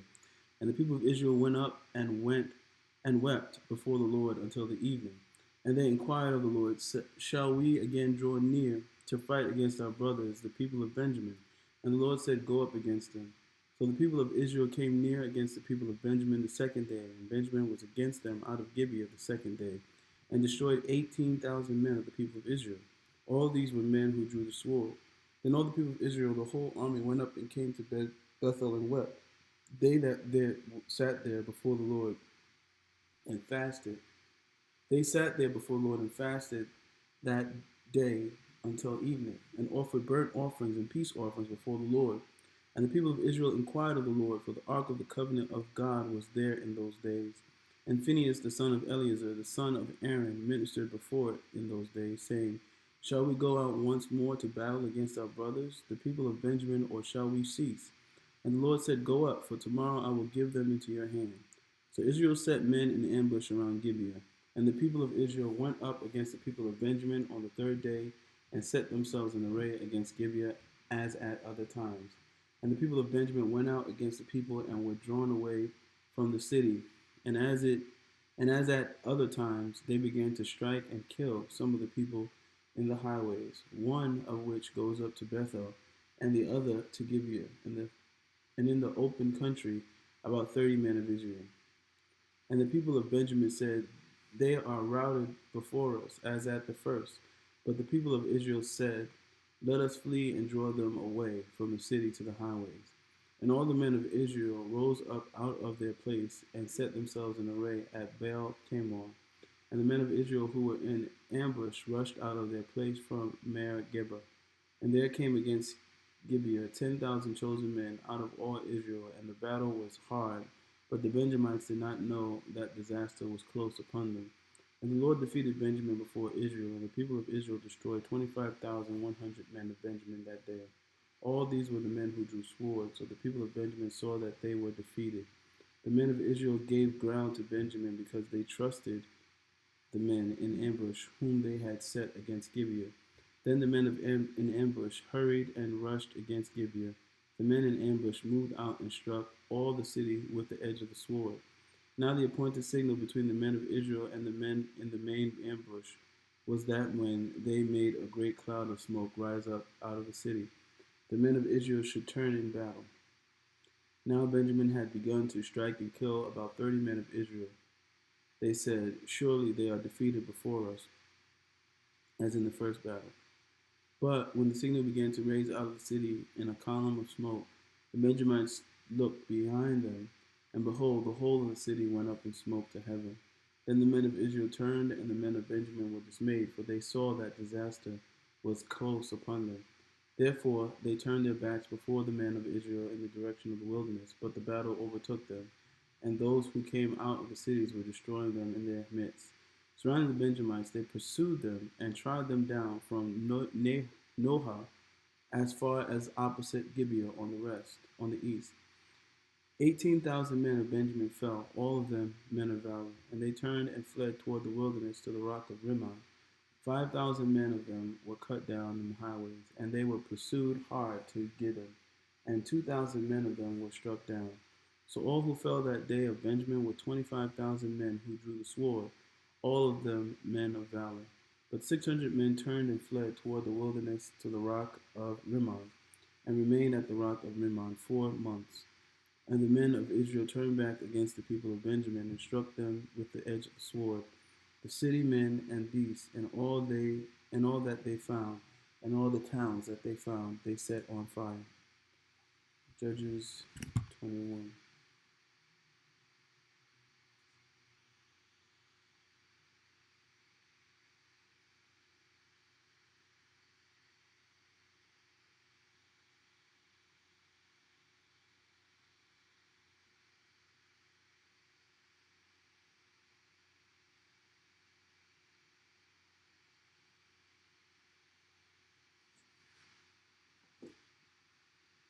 Now the men of Israel had sworn at Mizpah, no one of us shall give his daughter in marriage to Benjamin. And the people came to Bethel and sat there till evening before God, and they lifted up their voices and wept bitterly. And they said, O Lord, the God of Israel, why has this happened in Israel, that today there should be one tribe lacking in Israel? And the next day the people rose early and built there an altar and burnt offerings and peace offerings. And the people of Israel said, which of all the tribes of Israel did not come up into the assembly of the Lord? For they had taken a great oath concerning him who did not come up to the Lord to Mizpah, saying, he shall surely be put to death. And the people of Israel had compassion for Benjamin, their brother, and said, one tribe is cut off from Israel this day. What shall we do for the tribes, for the wives of those who are left? Since we have sworn by the Lord that we will not give them any of our daughters for wives. And they said, what one is there of the tribes of the Israel that did not come up to the Lord to Mizpah? And behold, no one had come to the camp of Jabesh Gilead to the assembly. For when the people were mustered, behold, not one of the inhabitants of Jabesh Gilead was there. So the congregation sent 12,000 of their bravest men there and commanded, go and strike the inhabitants of Jabesh Gilead with the edge of the sword, also the women and the little ones. This is what you shall do. Every male and every woman that has lain with a male you shall devote to destruction. And they found among the inhabitants of Jabesh Gilead 400 young virgins who had not known a man, by lying with him. And they brought them to the camp at Shiloh, which is in the land of Canaan. Then the whole congregation sent a word to the people of Benjamin, who were at the rock of Rimmon, and proclaimed peace to them. And Benjamin returned at that time. And they gave them the women whom they had saved alive of the women of Jabesh Gilead, but they were not enough for them. And the people had compassion on Benjamin, because the Lord had made a breach in the tribes of Israel. Then the elders of the congregation said, what shall we do for wives for those that are left, since the women are destroyed out of Benjamin? And they said, there must be an inheritance for the survivors of Benjamin, that a tribe not be blotted out from Israel. Yet we cannot give them wives from our daughters, for the people of Israel had sworn, cursed be he who gives a wife to Benjamin. So they said, behold, there is a yearly feast of the Lord at Shiloh, which is north of Bethel, on the east of the highway that goes up from Bethel to Shechem, and south of Lebonah. And they commanded the people of Benjamin, saying, go lie in ambush in the vineyards, and watch if the daughters of Shiloh come out to dance in the dances. Then come out of the vineyards, and snatch each man his wife from the daughters of Shiloh, and go to the land of Benjamin. And when their fathers or their brothers come to complain to us, we will say to them, grant them graciously to us, because we did not take for each man of them his wife in battle, neither did you give them to them, else you would now be guilty. And the people of Benjamin did so, and took their wives according to their number, from the dancers whom they carried off. Then they went and returned to their inheritance, and rebuilt the towns and lived in them. And the people of Israel departed from there at that time, every man to his tribe and family. And they went out from there, every man to his inheritance. In those days there was no king in Israel. Everyone did it what was right in his own eyes. Ruth 1. In the days when the judges ruled, there was a famine in the land. And a man of Bethlehem in Judah went to sojourn in the country of Moab, he and his wife and his 2 sons. The name of the man was Elimelech, and the name of his wife Naomi. And the names of his 2 sons were Mahlon and Chilion. They were Ephrathites from Bethlehem in Judah. They went into the country of Moab and remained there, but Elimelech, the husband of Naomi, died, and she was left with her 2 sons. These 2 Moabite wives, the name of one was Orpah, and the name of the other was Ruth. They lived there about 10 years. And both Mahlon and Chilion died, so that the woman was left without her 2 sons and her husband. Then she arose with her daughters-in-law to return from the country of Moab, for she had heard in the fields of Moab that the Lord had visited his people and given them food. So she set out from the place where she was with her 2 daughters-in-law, and they went on the way to return to the land of Judah. But Naomi said to her 2 daughters-in-law, "Go, return each of you to her mother's house. May the Lord deal kindly with you as you have dealt with me, with the dead, and with me. The Lord grant that you find rest, each of you, in the house of her husband." Then she kissed them, and they lifted up their voices and wept. And they said to her, "No, we would return with you to your people." But Naomi said, "Turn back, my daughters. Why will you go with me? Have I yet sons in my womb, that they may become your husbands? Turn back, my daughters, go your way, for I am too old to have a husband. If I should say I have hope, even if I should have a husband this night and should bear sons, would you therefore wait till they were grown? Would you therefore refrain from marrying? No, my daughters, for it is exceedingly bitter to me for your sake that the hand of the Lord has gone out against me." Then they lifted up their voices and wept again. And Orpah kissed her mother-in-law, but Ruth clung to her. And she said, "See, your sister-in-law has gone back to her people and to her gods. Return after your sister-in-law." But Ruth said, "Do not urge me to leave you or to return from following you. For where you go, I will go, and where you lodge, I will lodge. Your people shall be my people, and your God my God. Where you die, I will die, and there will I be buried. May the Lord do so to me, and more so also, if anything but death parts me from you." And when Naomi saw that she was determined to go with her, she said no more. So the 2 women went on until they came to Bethlehem. And when they came to Bethlehem, the whole town was stirred because of them. And the women said, "Is this Naomi?" She said to them, "Do not call me Naomi, call me Mara, for the Almighty has dealt very bitterly with me. I went away full, and the Lord has brought me back empty. Why call me Naomi, when the Lord has testified against me, and the Almighty is brought calamity upon me?" So Naomi returned, and Ruth the Moabite, her daughter-in-law, with her, who returned from the country of Moab, and they came to Bethlehem at the beginning of the barley harvest. Now Naomi had a relative of her husband's, a worthy man of the clan of Elimelech, whose name was Boaz. And Ruth the Moabite said to Naomi, "Let me go to the field and glean among the ears of grain after him in whose sight I shall find favor." And she said to her, "Go, my daughter." So she set out and went and gleaned in the field after the reapers. And she happened to come to the part of the field belonging to Boaz, who was of the clan of Elimelech. And behold, Boaz came from Bethlehem, and he said to the reapers, "The Lord be with you." And they answered, "The Lord bless you." Then Boaz said to his young man who was in charge of the reapers, "Whose young woman is this?" And the servant who was in charge of the reapers answered, "She is the young Moabite woman who came back with Naomi from the country of Moab." She said, "Please let me glean and gather among the sheaves after the reapers." So she came, and she has continued from early morning until now, except for a short rest. Then Boaz said to Ruth, "Now listen, my daughter, do not go to glean in another field or leave this one, but keep close to my young women. Let your eyes be on the field that they are reaping, and go after them. Have I not charged the young men not to touch you? And when you are thirsty, go to the vessels and drink what the young men have drawn." Then she fell on her face, bowing to the ground, and said to him, "Why have I found favor in your eyes, that you should take notice of me, since I am a foreigner?" But Boaz answered her, "All that you have done for your mother-in-law since the death of your husband has been fully told to me, and how you left your father and your mother and your native land and came to a people that you did not know before. The Lord repay you for what you have done, and a full reward be given you by the Lord, the God of Israel, under whose wings you have come to take refuge. Then she said, I have found favor in your eyes, my Lord, for you have comforted me and spoken kindly to your servant, though I am not one of your servants. And at mealtime Boaz said to her, Come here and eat some bread and dip your morsel in the wine.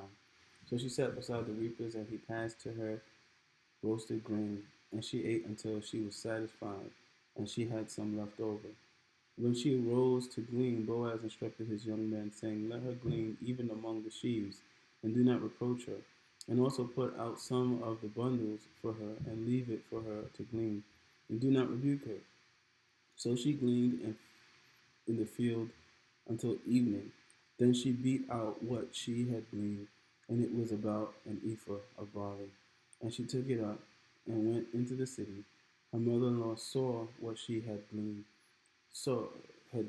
She also brought out and gave her what food she had left over after being satisfied. And her mother-in-law said to her, Where did you glean today? And where have you worked? Blessed be the man who took notice of you. She told her mother-in-law with whom she had worked, and said, The man's name with whom I work today is Boaz. And Naomi said to her daughter-in-law, May he be blessed by the Lord, whose kindness has not forsaken the living or the dead. Naomi also said to her, The man is a close relative of ours, one of our redeemers. And Ruth the Moabite said, Beside, he said to me, You shall keep close by my young men until they have finished all my harvest. And Naomi said to Ruth, her daughter-in-law, It is good, my daughter, that you go with his young women, lest in another field you be assaulted. So she kept close to the young women of Boaz, gleaning until the end of the barley and wheat harvest, and she lived with her mother-in-law. Ruth 3. Then Naomi, her mother-in-law, said to her, My daughter, shall I not seek rest for you, that it may be well with you? Is not Boaz our relative, with whose young woman you were? See, he is winnowing barley tonight at the threshing floor. Wash therefore and anoint yourself, and put on your cloak, and go down to the threshing floor, but do not make yourself known to the man until he has finished eating and drinking.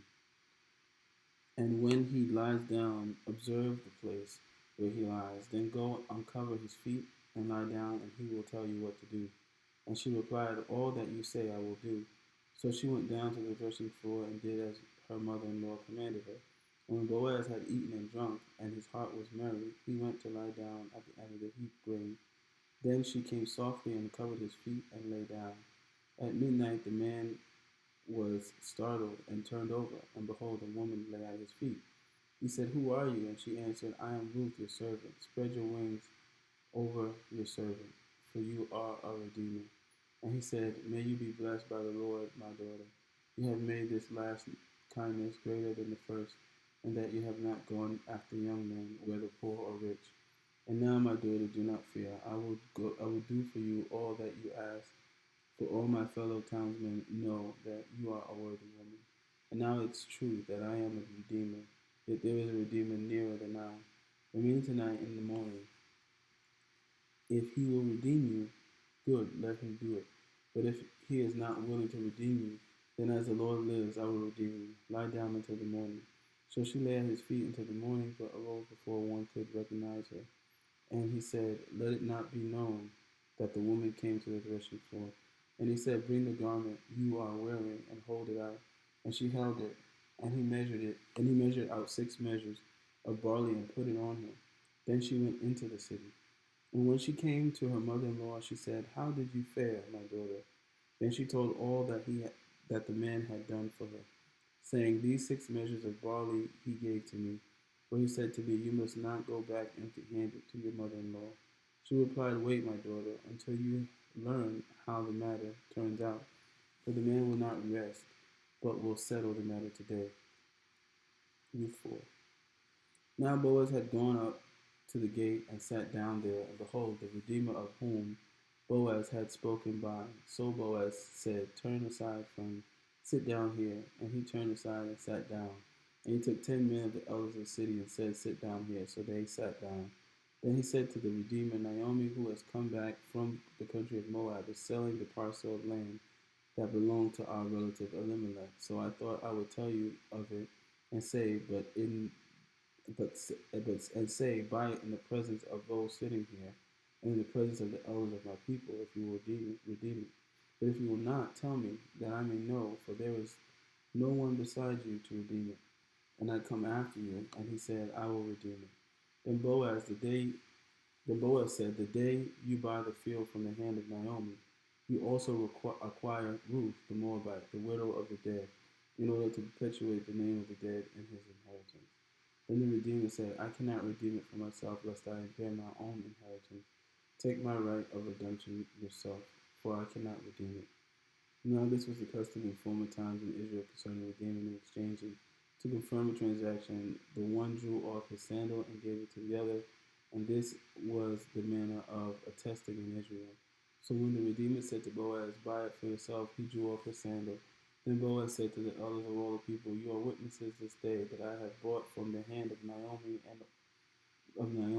all that belonged to Elimelech, and all that belonged to Shileam, and to Mahlon. Also Ruth the Moabite, the widow of Mahlon, I have bought to be my wife, to perpetuate the name of the dead in his inheritance, that the name of the dead may not be cut off from among his brothers and from the gate of his native place. You are witnesses this day. Then all the people who were at the gate and the elders said, We are witnesses. May the Lord make the woman who is coming into your house like Rachel and Leah, who together built up the house of Israel. May you act worthily in Ephrathah and be renowned in Bethlehem. And may your house be like the house of Perez, whom Tamar bore to Judah because of the offspring that the Lord would give you by this young woman. So Boaz took Ruth, and she became his wife. And he went into her, and the Lord gave her conception, and she bore a son. Then the women said to Naomi, Blessed be the Lord, who has not left you this day without a redeemer, and may his name be renowned in Israel. He shall be to you a restorer of life and a nourisher of your old age. For your daughter-in-law who loves you, who is more to you than 7 sons, has given birth to him. Then Naomi took the child and laid him on her lap, and became his nurse. And the women of the neighborhood gave him a name, saying, A son has been born to Naomi. They named him Obed. He was the father of Jesse, the father of David. Now these are the generations of Perez. Perez fathered Hezron. Hezron fathered Ram. Ram fathered Amminadab. Amminadab fathered Nahshon. Nahshon fathered Salmon. Salmon fathered Boaz. Boaz fathered Obed. Obed fathered Jesse. And Jesse fathered David. Amen. 1 Samuel,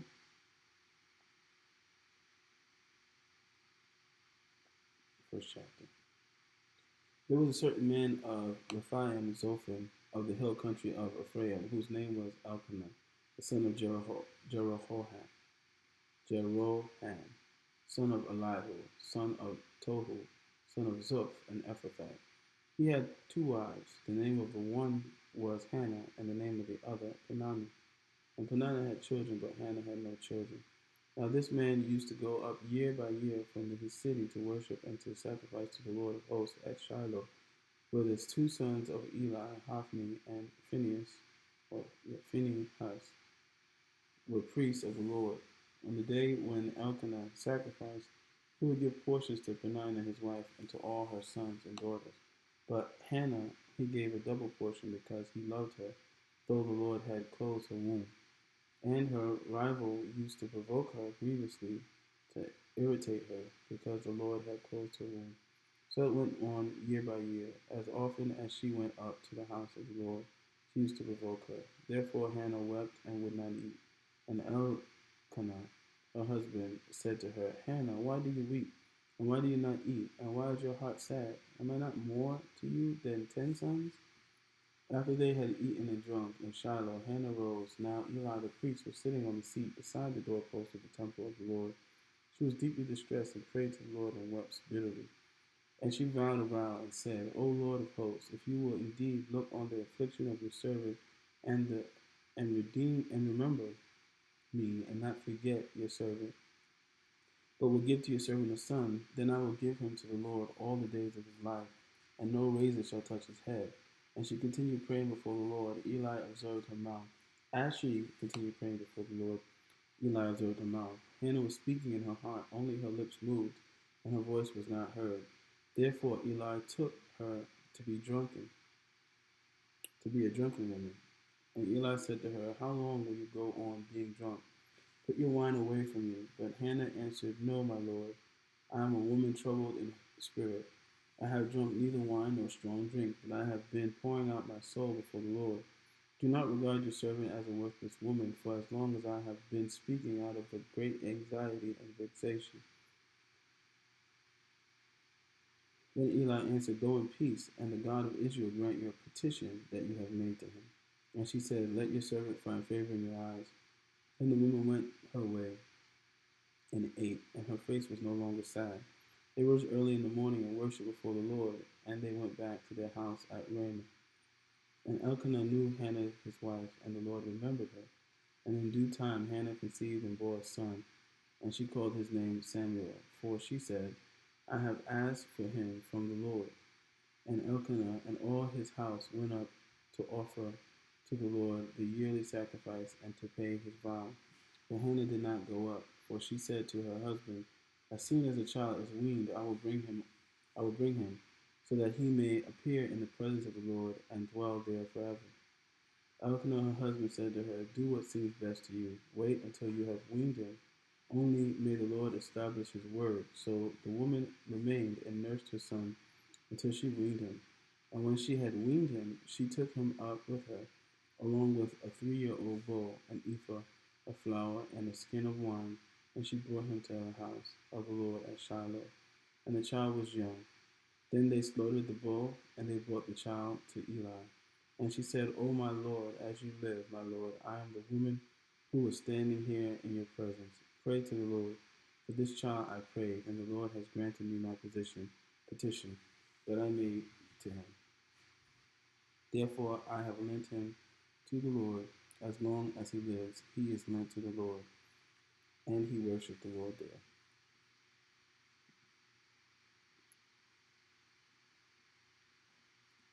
1 Samuel 2.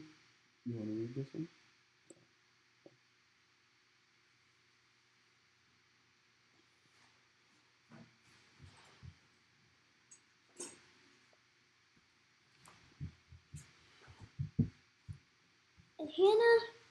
And Hannah prayed and said, My heart exalts in the Lord. My strength is exalted in the Lord. My mouth dies my enemies, because I rejoice in your salvation. There is none holy like the Lord. There is none besides you. There is no rock like our God. Talk no more so very proudly. Let not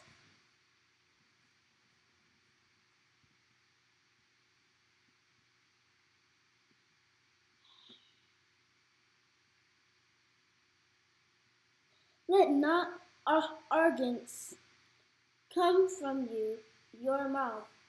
For the Lord is a God of knowledge, and by him actions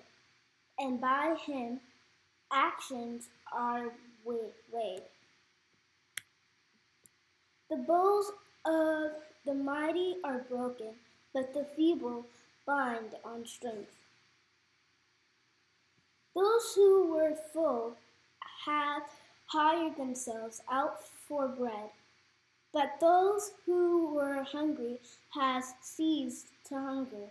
The barren has borne 7, but she who has many children is forlorn. The Lord kills and brings life.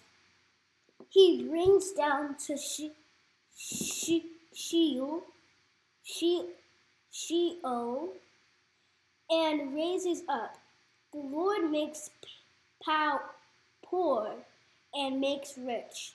He brings low and he exalts. He raises up the poor from the dust. He lifts the needy from the ash heap to make them sit with princes and inherit a seat of honor. For the pillars of the earth are the Lord's, and on them he set the world. He will guard the feet of his faithful ones, but the wicked shall be cut off in darkness. For not by might shall a man prevail. The adversaries of the Lord shall be broken to pieces against them. He will thunder in heaven. The Lord will judge the ends of the earth. He will give strength to his king and exalt the power of his anointed. Then Elkanah went home to Ramah, and the boy ministered to the Lord in the appearance of Eli the priest. Now the sons of Eli were worthless men. They did not know the Lord. The custom of the priests were with the people was that when any man offered a sacrifice, the priest's servant would come while the meat was boiling with a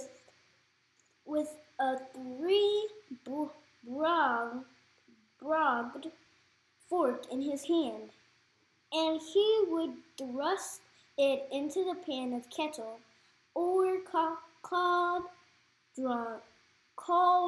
cauldron or pot. All that the fork brought up, the priest would take for himself. This is what they did at Shiloh to all the Israelites who came there.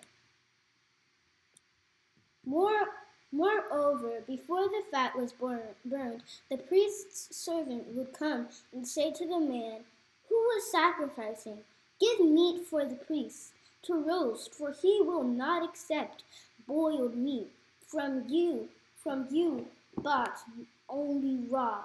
And if the man said to him, "Let them burn the fat first, and then take as much as you wish," he would say, "No, you must give it now, and if not, I will take it by force." Thus the sin of the young man was very great in the sight of the Lord, for the men treated the offering of the Lord with contempt. Samuel was ministering before the Lord, a boy clothed with a linen ephod, and his mother used to make for him a little robe and took it to him each year when she went up with her husband to offer the yearly sacrifice. Then Eli would bless Elkanah and his wife and say, "May the Lord give you children by this woman for the petition she asked of the Lord." So then they would return to their home.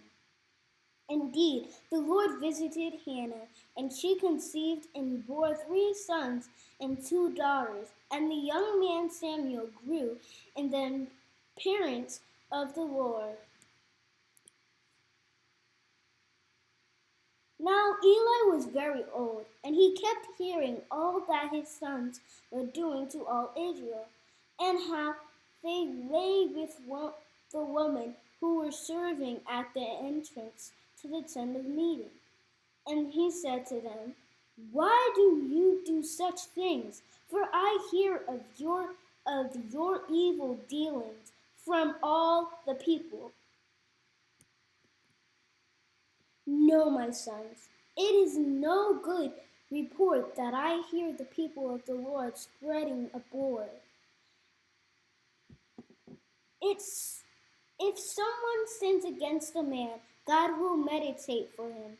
But if someone sins against the Lord, who can intercede for him. Intercede for him. But they would not listen to the voice of their father, for it was the will of the Lord to put them to death. Now the young man Samuel continued to grow both in stature and in favor with the Lord and also with man.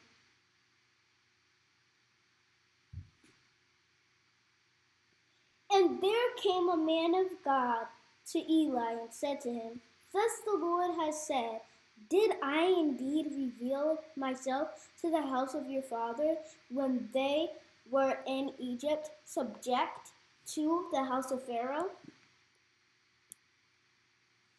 Did I choose him out of all the tribes of Israel to be a priest, to be my priest, to go up to my altar, to burn incense, to wear an ephod before me? I gave to the house of your father all my offerings by fire from the people of Israel. Why then do you scorn my sacrifices and my offerings that I commanded, and honor your sons above my fattening above me by fattening yourselves on the choicest parts of every offering of my people Israel? Therefore the Lord, the God of Israel, declares, I promise that your house and the house of your father should go in and out before me forever. But now the Lord declares, Far be it from me, for those who honor me I will honor, and those who despise me shall be lightly esteemed. Behold, the days are coming when I will cut off your strength and the strength of your father's house, so that there will not be an old man in your house. Then in distress you will look with envious eye on all the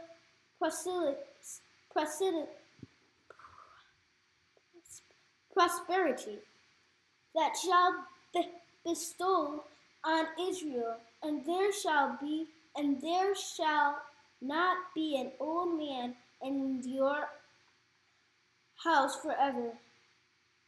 The only one of you whom I shall not cut off from your altar shall be spared to weep his eyes out, to grieve his heart, and all the descendants of your house shall die by the sword of men.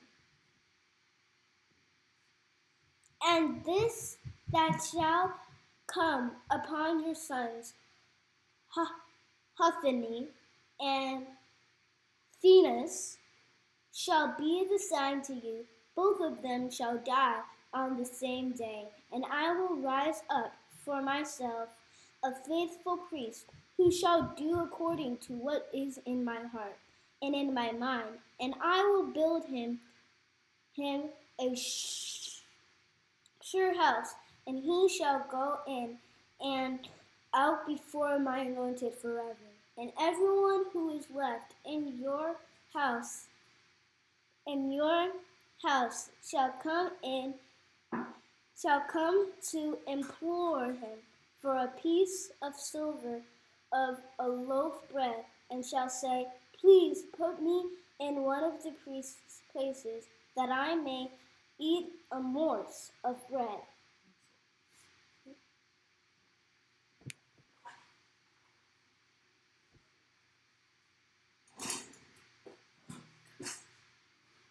First Samuel 3. Now the young man Samuel was ministering to the Lord under Eli, and the word of the Lord was rare in those days. There was no frequent vision. At that time, Eli, whose eyesight had begun to grow dim so that he could not see, was lying down in his own place. The Lamb of God had not yet gone out, and Samuel The lamp of God had not yet gone out, and Samuel was lying down in the temple of the Lord where the ark of God was. Then the Lord called Samuel, and he said, "Here I am," and ran to Eli and said, "Here I am, for you called me." But he said, "I did not call you. Lie down again." So he went to lie down. And the Lord called again, "Samuel." And Samuel arose and went to Eli and said, "Here I am, for you called me." But he said, "I did not call. My son, lie down again." Now Samuel did not yet know the Lord, and the word of the Lord had not yet been revealed to him. And the Lord called Samuel again the third time, and he arose and went to Eli and said, "Here I am, for you called me." Then Eli perceived that the Lord was calling the young man. Therefore Eli said to Samuel, "Go, lie down, and if he calls you, you shall say, 'Speak, Lord, for your servant hears.'" So Samuel went and lay down in his place. And the Lord came and stood, calling as at other times, "Samuel, Samuel." And Samuel said, "Speak, for your servant hears."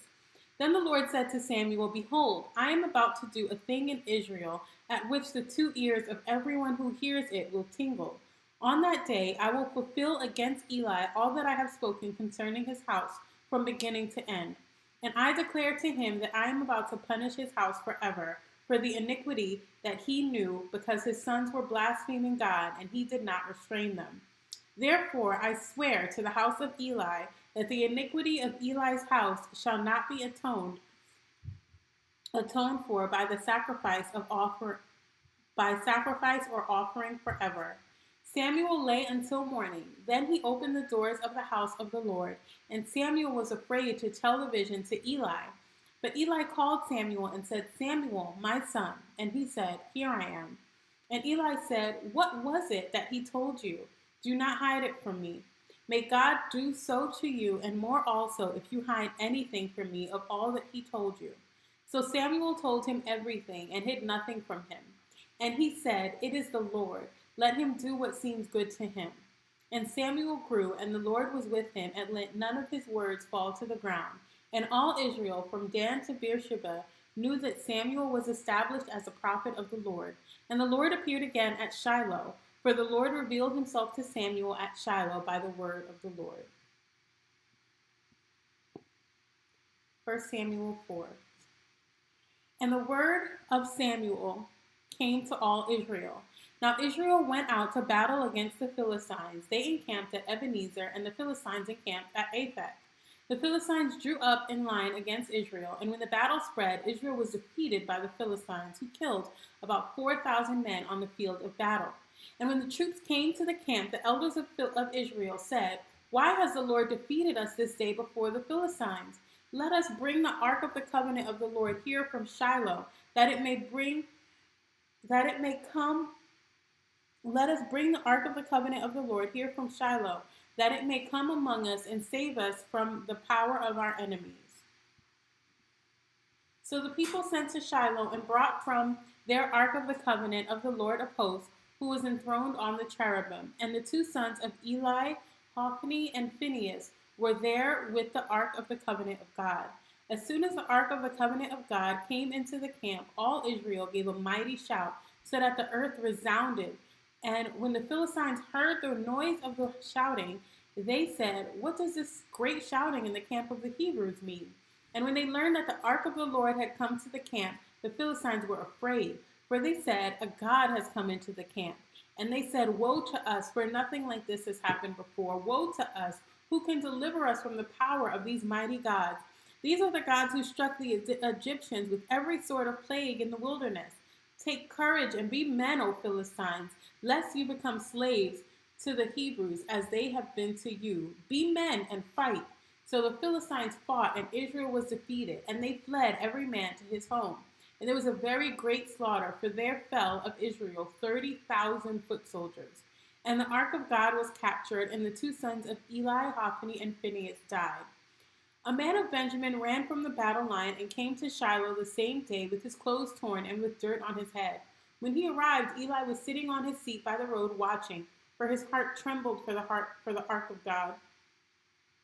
And when the man came into the city and told the news, all the city cried out, When Eli heard the sound of the outcry, he said, "What is this uproar?" Then the man hurried and came and told Eli. Now Eli was 98 years old, and his eyes were set so that he could not see. And the man said to Eli, "I am he who has come from the battle. I fled from the battle today." And he said, "How did it go, my son?" He who brought the news answered and said, "Israel has fled before the Philistines, and there has also been a great defeat among the people. Your two sons also, Hophni and Phinehas, are dead, and the ark of God has been captured." As soon as he mentioned the ark of God, Eli fell over backward from his seat by the side of the gate, and his neck was broken, and he died, for the man was old and heavy.